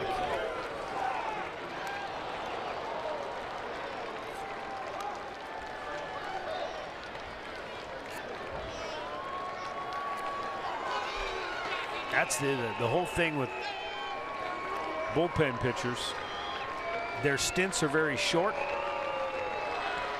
But man, you can have a bad one and it can look really ugly, but you've got to be ready to get right back on the horse the next day. Well, it showed because Olson, he did that coming out of the bullpen tonight after giving it up last night, throwing strikes, and there you go. He just got a base hit where it bounced over his head. But he was ready. He bounced back. Now it's time. Nick Goody trying to pick him up, get the final out. Let that offense get back into the dugout and try and score one.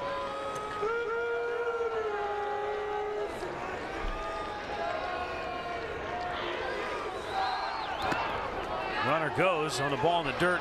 Gomes still made a throw down. I'll tell you, he still made that close, even though he really had no shot.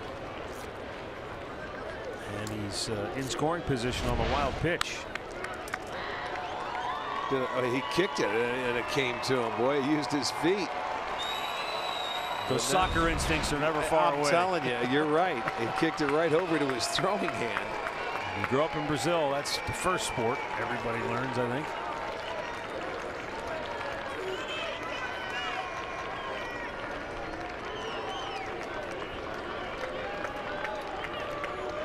Two. Swung on and missed. Nick Goody gets the strikeout to end the inning. We'll go to the bottom of the 10th, tied at 6.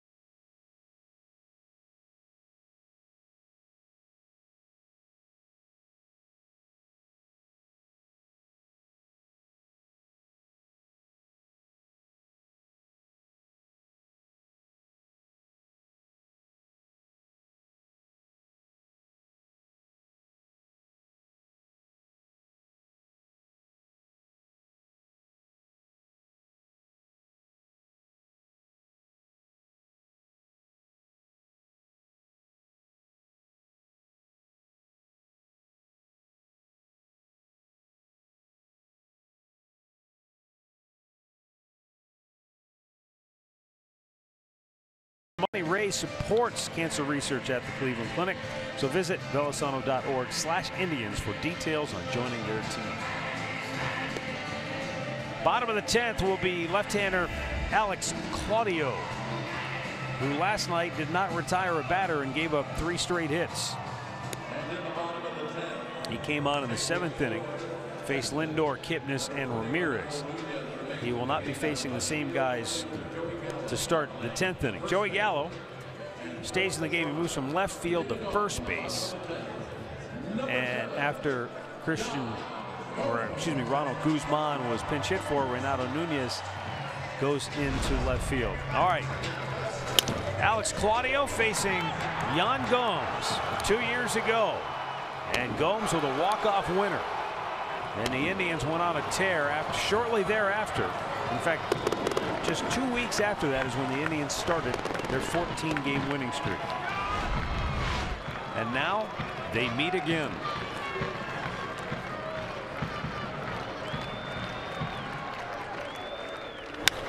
High pop, center field. The Shields really flying in.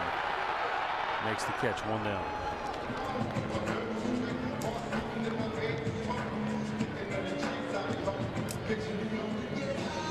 Well, Tyler Naquin is going to be called back for a pinch hitter, and Brandon Geyer is coming into the game now. The bat for Naquin.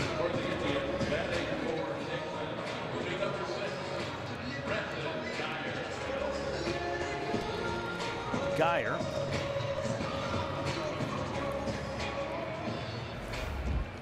has been the Indians' pinch hitter this year. He's 1 for 7 in that category. Nobody else has. I take that back. Rajay Davis has 5 pinch hit appearances. He's 1 for 5.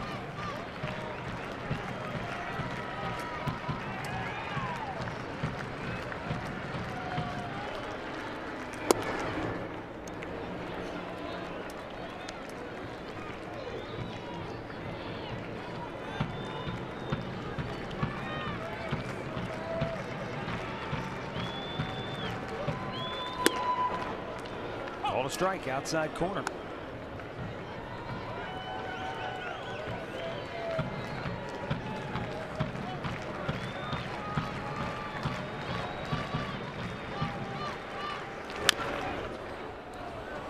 As we mentioned yesterday, it's deception and you know, trying to. You have to stay back as a hitter off Claudio. He's not going to throw it by you. You just have to be patient enough.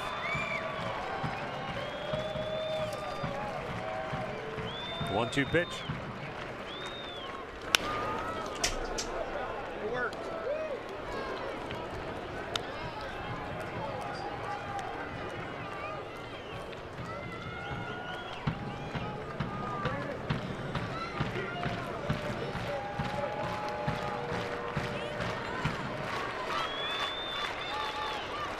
Ground ball up the middle, and it's a C&I single for Brandon Geyer. Perfectly placed. And the winning run is aboard with 1 out in the 10th.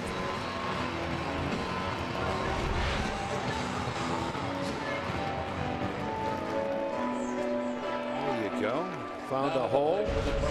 And that is the winning run. So you got to be alive now. Anything in the dirt. If you can take an extra base. Now Bradley Zimmer 0 for 3 on the night. He did walk back in the 3rd inning. Reached on a fielder's choice in the 9th and came around to score.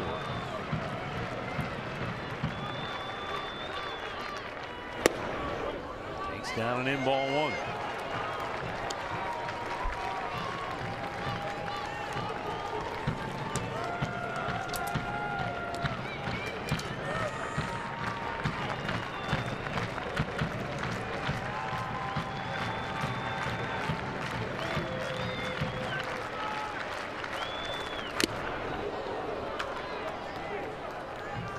One ball, 1 strike.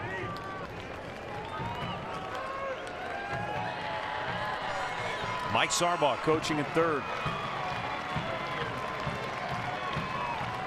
Brandon Geyer under the watchful eye of Sandy Alomar takes a modest lead at 1st. Geyer bounces 1 to short. There's one on the first. Double play. We'll head to the 11th. Still tied at 6.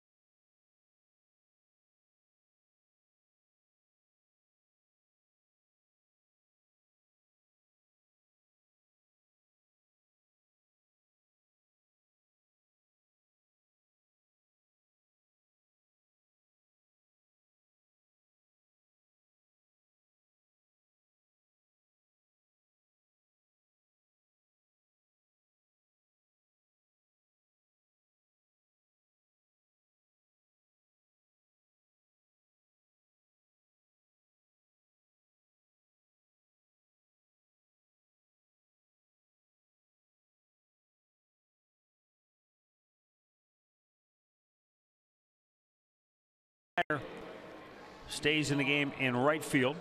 The catcher, Robinson Chirinos. And Robinson Chirinos will lead off for Texas.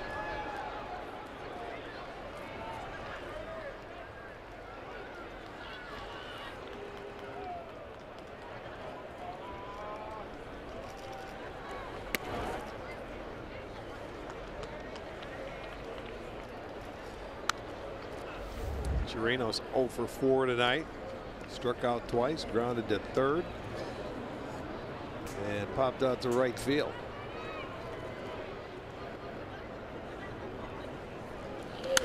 Right back out of play.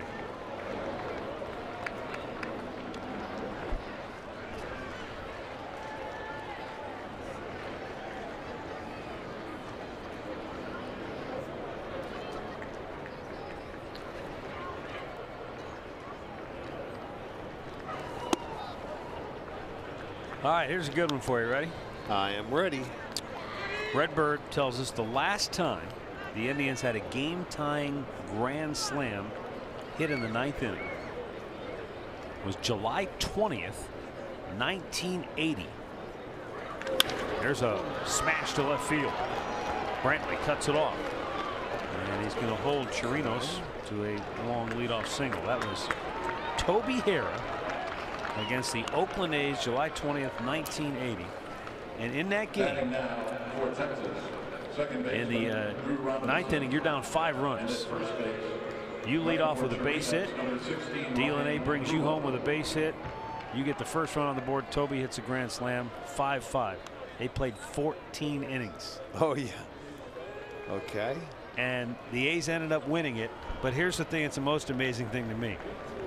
Rick Langford pitched all 14 innings for Oakland. 1980. Billy Martin was managing there then, now that I think about it.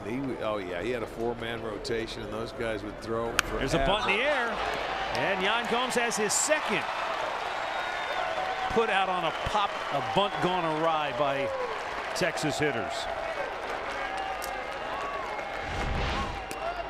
Well, you certainly love this. Boy, you go to square around and you want to get the ball on the ground, you pop it up, and it's an easy out right there. So they get their first one on the board now. It brings up the top of the lineup. You got the pinch runner Ryan Rua, local product out of Amherst. That's amazing. We scored 5 in the 9th. 5 in the 9th. And he left his pitcher out there. And what happened to a closer? I mean, seriously, think about that. He went 14 innings. And do they not give you the number of pitches? I guess they don't tell you how many pitches. Back then they never counted. They didn't care. Your arm had to fall off. He only gave up 8 hits in 14 innings.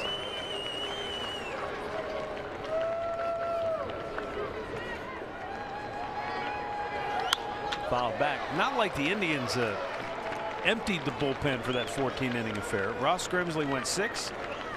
Mike Stanton Your boy won an from inning. Baltimore, remember Ross? Yeah. Mike Stanton won an inning. Sandy Whittall. I don't remember him. He won an inning in the 3rd. And Victor Cruz pitched 5 innings and ultimately was saddled with the loss.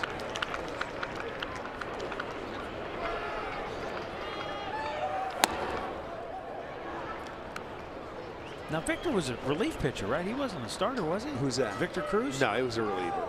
We got it from 5 Toronto. innings. I know. Hey Victor, keep going out there. You're good. You got another inning in, you know. That's when you only had 10-man staffs.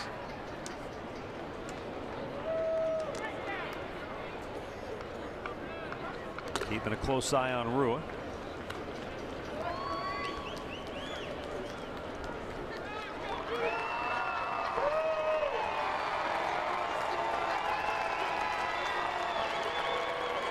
Rua's tied with the Shields for the team lead with 3 stolen bases coming into tonight. The Shields stole his 4th earlier. Throw to first. And then Rua had to really dive in there haphazardly, but the throw was that was a nice play by Gomes because he had to backhand the pick and then try to throw it. And it's not easy because, he saw him. He was thinking going to second base because it was in the dirt, but it was a tough play for Alonso. He had to pick it and then go all the way back. And I think he knew he had him if he makes a good throw.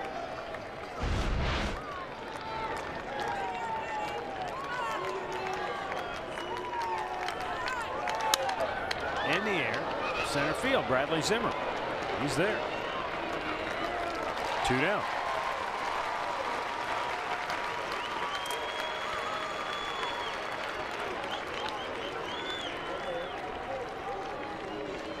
Hitting now for the Rangers, number 17, Shin-Soo Choo.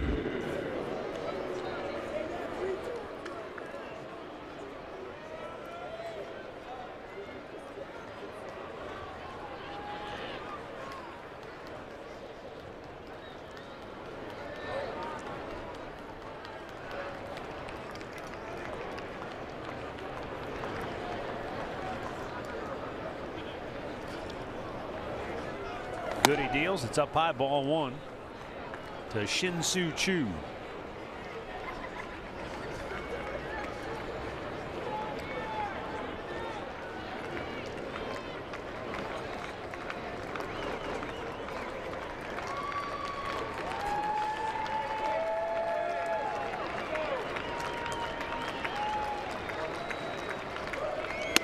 Almost got hit again. Chu was hit by a pitch back in the 7th inning.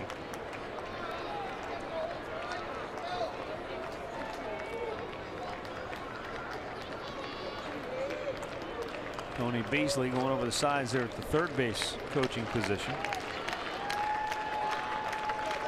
With Ryan Rua at first base, 2 down here in the 11th inning.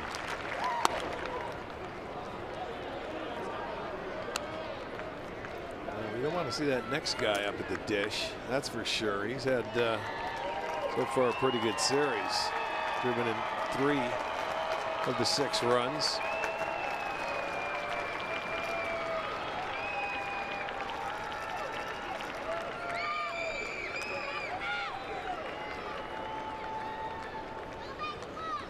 .30 offering, way out of the zone. Ball 4, so 2 on, 2 out. And that puts Rua into scoring position.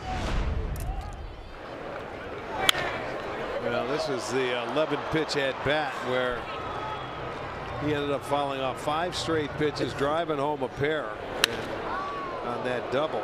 And then Mazzara follows a 2-run home run. And that was the big 4-run 7th inning.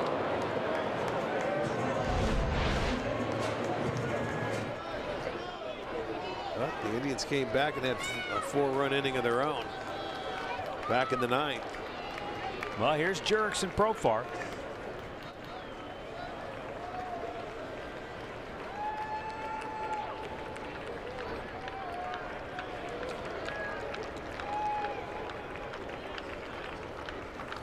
Popped him up. Back out of play, though.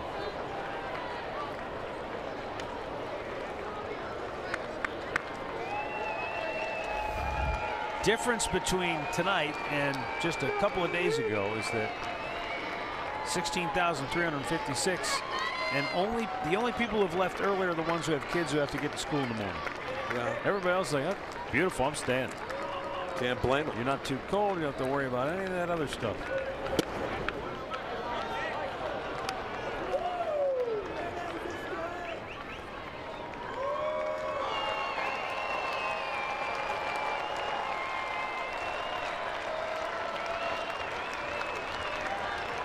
Goody, 21 pitches, but just 10 strikes. And a foul back. That'll get him back to 50-50 balls to strikes.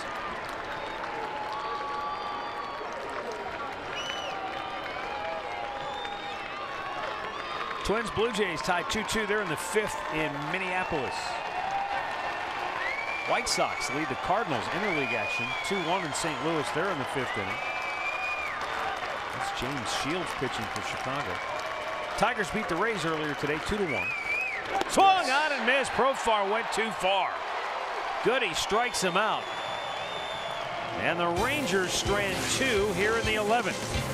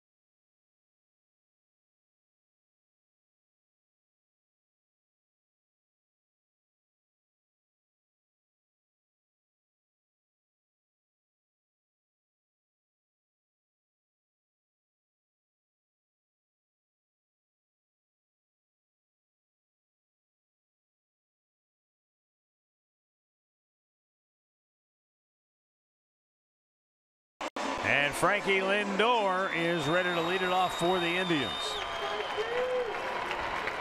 He has 2 hits on the night, a double, a single, and a run scored. Alex Claudio delivers, and Lindor pops it foul out of play to the right.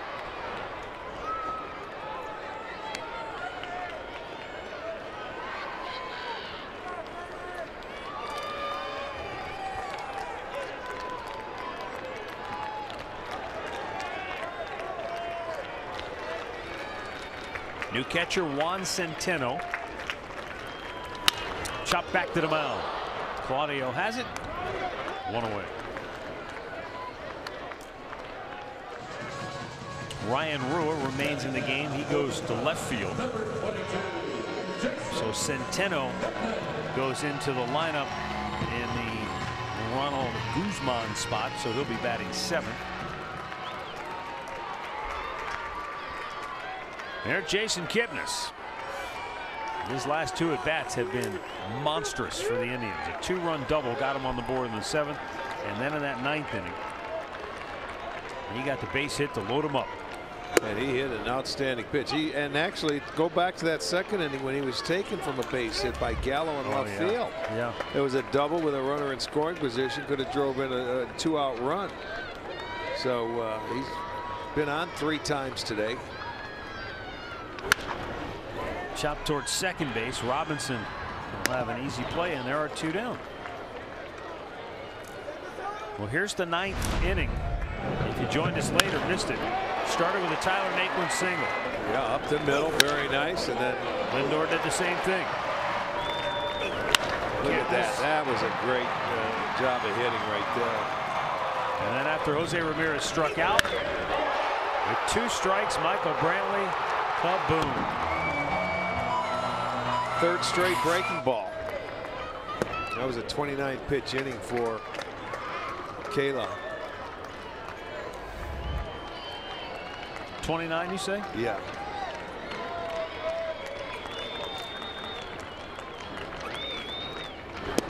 A little low to Jose Ramirez.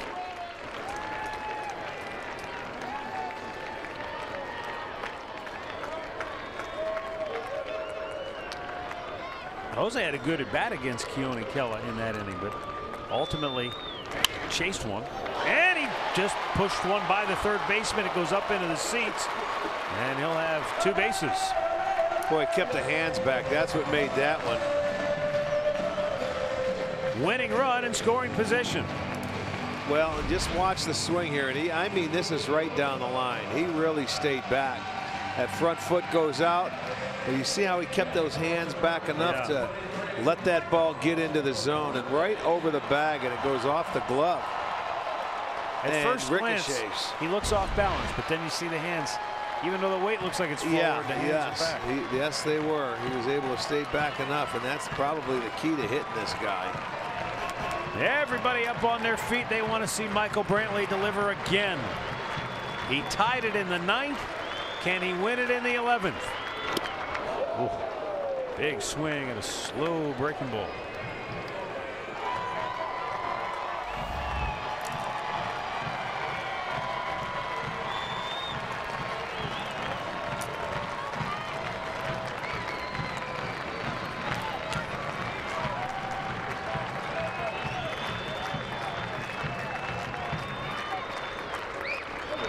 In the dirt.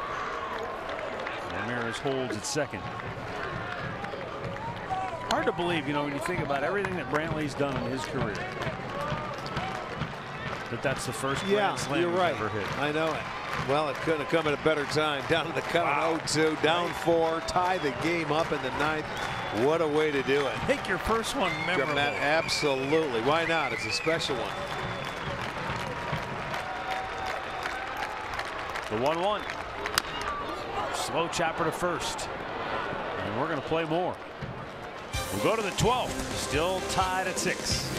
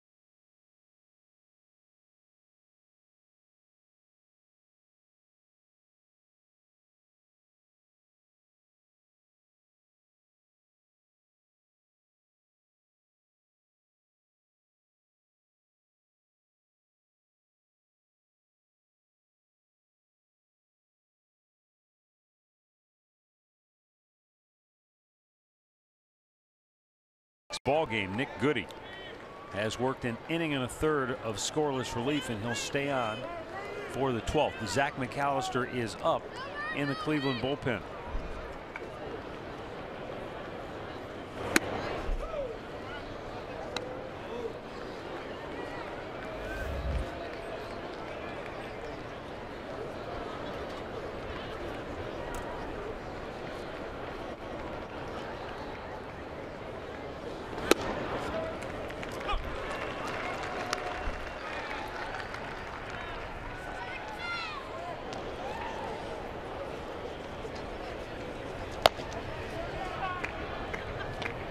Goody came on to get the last out in the 10th inning.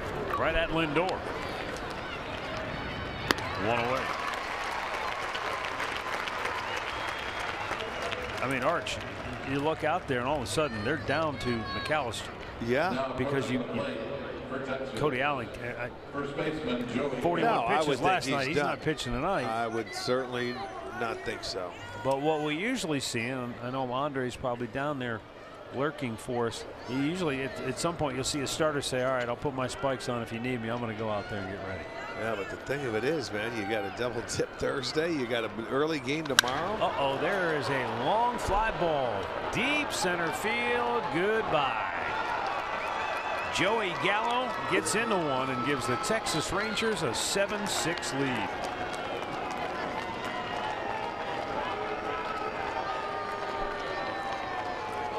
Gallo's 9th home run on the year gives him 21 runs batted in. Well, he had to beef his last at bat when he struck out. He didn't like the strike zone, so man, he came right here and a fastball inner part of the plate, and he blasts. And he swings that way. He tries to hit him that far every single time, but he caught that one. Fly ball, left field, deep and gone. This kid had a night. Back home runs. Isaiah Kiner-Falefa with his 4th hit in the ballgame.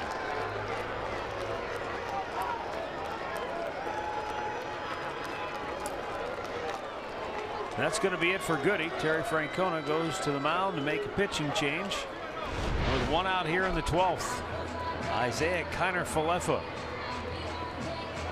drills it out of here, and it's now 8-6 Texas in the 12th.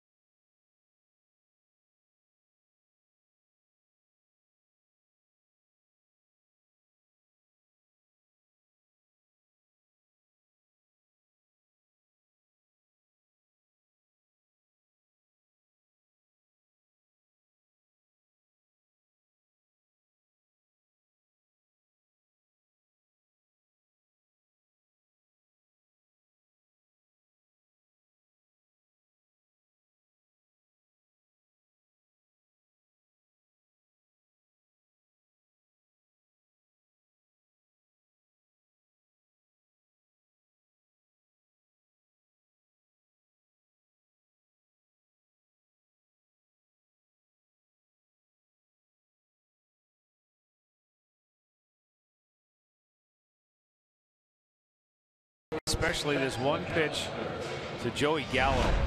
Well, he tried to get ahead of him with a fastball early, and boy, he was ready for it. He jumped it. And you can see 104 off the bat, 404 feet. That is another first pitch home run, and now the Indians have allowed 11 homers on the first pitch, and that's a backbreaker here in the 12th inning. But and then Kiner Falefa followed with a solo shot, right back, so it's a two-run game, and Zach McAllister now facing Juan Centeno, his first at bat in the series, takes a strike.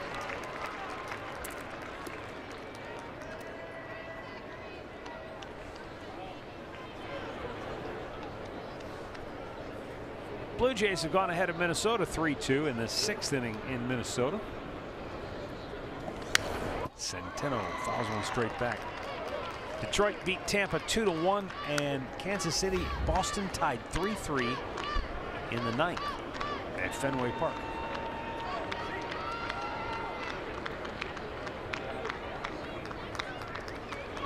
It was an Alex Gordon home run off Craig Kimbrell that tied that game in the 9th. The 1-1 swung on and missed.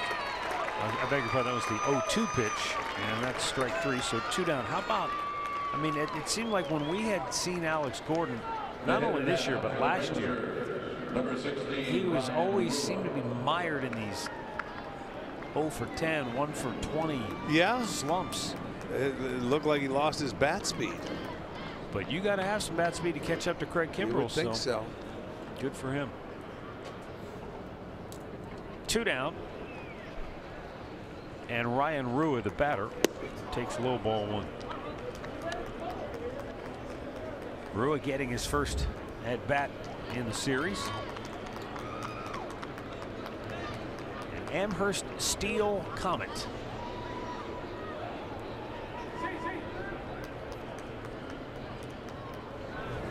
Andre had a really good interview with Rua. If you missed it earlier on Indians Live, Rua told him that Cleveland sports were part of the family fabric. You know, Browns, Cavs, Indians. He went to the games.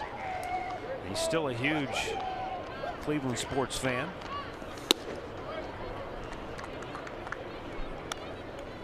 He told Andre, I knew the first round was going to be tough for the Cavs, but we'll see. They may have their hands full again, though, in round 2. Toronto well, it doesn't has home court advantage. It doesn't get easier as you move on.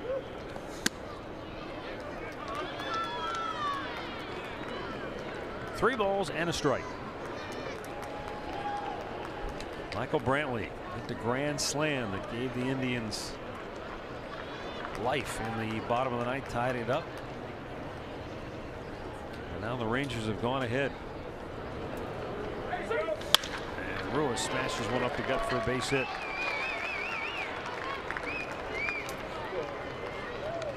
So with 2 outs, the inning stays alive for Drew Robinson.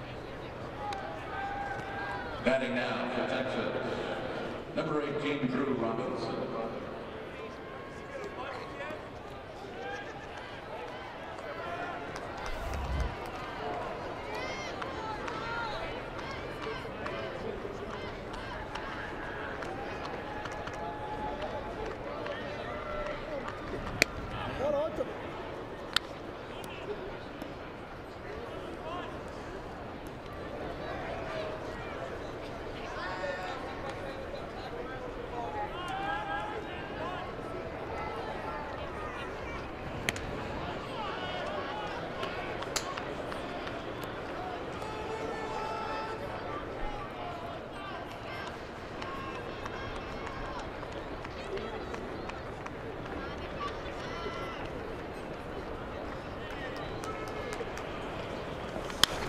Right back.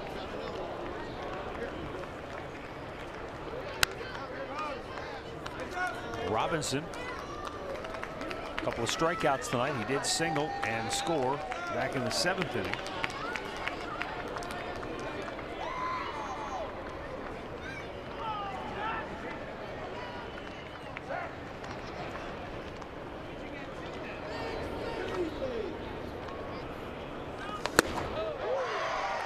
And the count 0-2.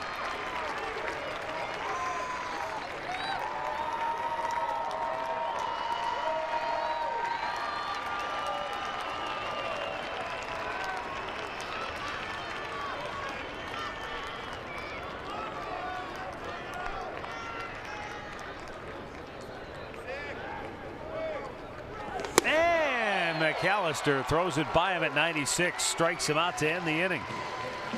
But the Rangers, with back-to-back homers here in the 12th, have taken an 8-6 lead. Can the Indians rally one more time? Find out next.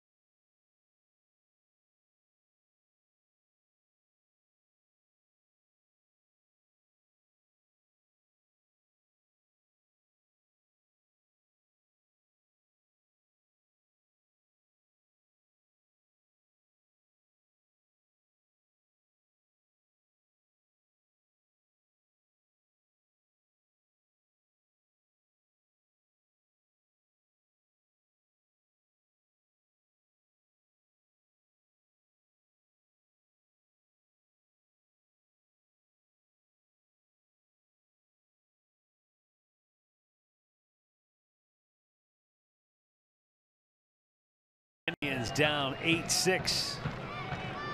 Alex Claudio has worked 2 scoreless frames. He'll stay on to start at least this 12th inning. Rajay Davis leading off. And he shoots one to right. 1 down. It'll bring up Yonder Alonso. Batting down for the Indians, first baseman Yonder Alonso.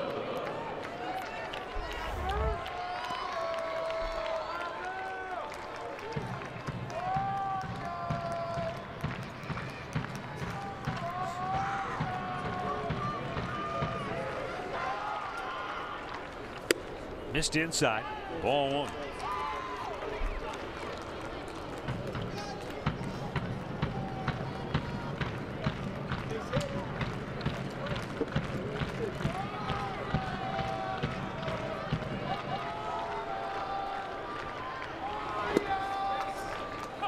Caught the corner. Evens it up. Yeah, that was a 70-mile-an-hour pitch.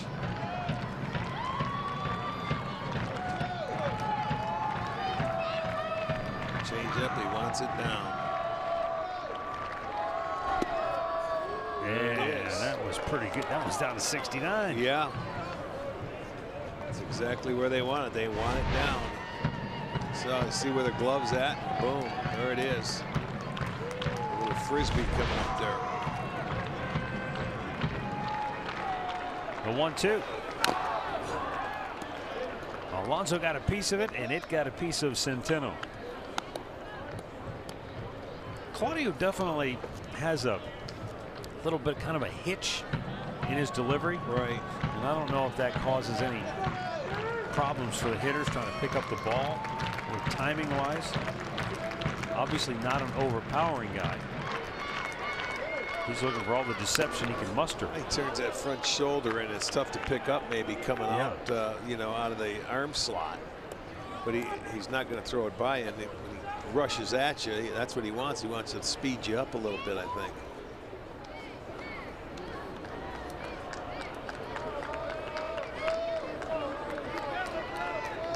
In some ways, that's been the theme of the night.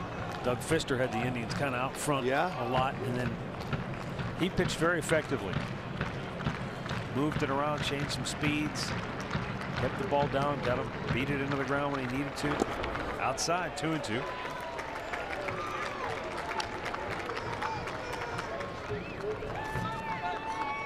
They scored 2 unearned runs off Pfister in the 7th. And then the big grand slam by Michael Brantley off the closer Keone Kela in the 9th.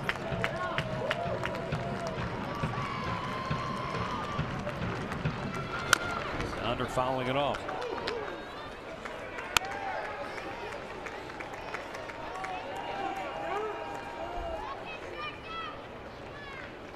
Indians had 5 hits in that 9th inning.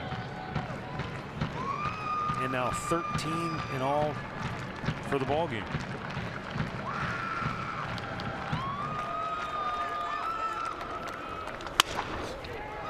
Rolled to second. Robinson throws him out, 2 down. That'll leave it up to Yan Gomes. And Gomes on the night has a couple of hits and a run scored.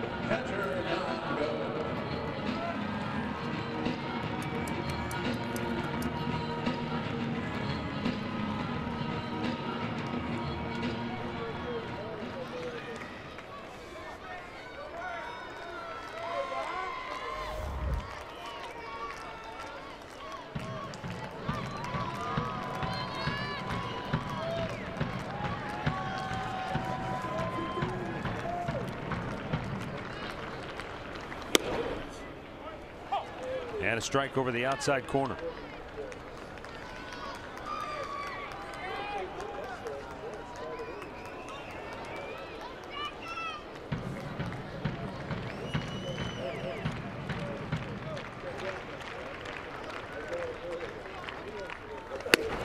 Gomes singled in the 7th inning, and then it was a costly error by Doug Pfister.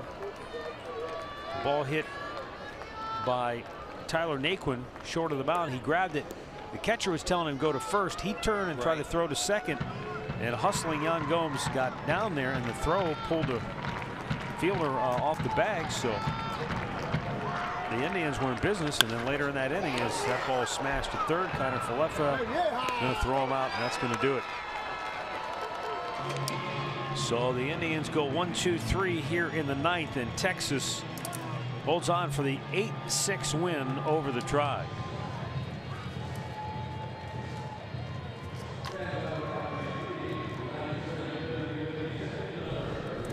With the win, Texas is now 12-19 on the year. Indians fall to 15-13. Series evens up at a game apiece. And Alex Claudio is going to get the win for Texas. He'll be 1-1. The loss will go to Nick Goody for the Indians, and he's now 0-2. Well, and it'll be a quick turnaround. 1 o'clock game tomorrow to see who can win this series. The Indians will have Corey Kluber on the mound. Going to get Matt Moore, the left-hander. Again, sometimes you look for silver linings. This club, one thing that you cannot ever question is their heart, their grit, Absolutely. their resolve. A heck of a comeback. This looked like they had no business being in this game, and the next thing you know, here's Michael Brantley delivering in the clutch and gave him an opportunity. Yeah, they were down to their last strike. They battled away. They get 5 hits in that 9th inning, and you're right, they do battle in the last out. Unfortunately, you know, they lost in extra innings, so now they go to 0-3 in extra innings, and the Rangers go to 3-0. All right, so the final score, Texas 8, Cleveland 6. We'll be back tomorrow with the series finale at 1 o'clock. So Al Jensen, again, there's a ton to talk about in tonight's game, but let's look at the bullpen, J. Lou. I mean, a couple of hiccups for a couple of key guys, and it's an exhausted bullpen. I think a lot of guys are running on fumes, but man, one misstep, and the home run ball seems to be biting this team big time. No question about it, Matty, and I thought you guys accurately talked about the fight and the resolve of this group. And again, this is where we talked about how the offense was eventually going to end up bailing out the pitching, and unfortunately it's been the bullpen that they've had to bail out. And Tito talked about it at length for the past couple of days. There's going to be guys in new roles, and roles that they're not used to thus far. There's going to be growing pains. You're seeing them the last couple of nights, and unfortunately it's costing you in the loss column. Yeah, let's keep in mind, too, this was a game the Indians really did have no business winning. You're One down swing and they're back in it. 6-2 in the 9th, 2 outs, 2 strikes, and Michael Brantley hits that grand slam. But if they would have won it, boy, that would have been huge. Would have been nice. All right, that's a wrap for the Indians. broadcast play-by-play-wise, but coming up next, we've got Indians Live, brought to you by Conrad's Tire Express and Total Car Care. Mike Clevenger pitched pretty well tonight. Michael Brantley, a grand slam in the ninth, but the Rangers come back to win it 8-6 in 12.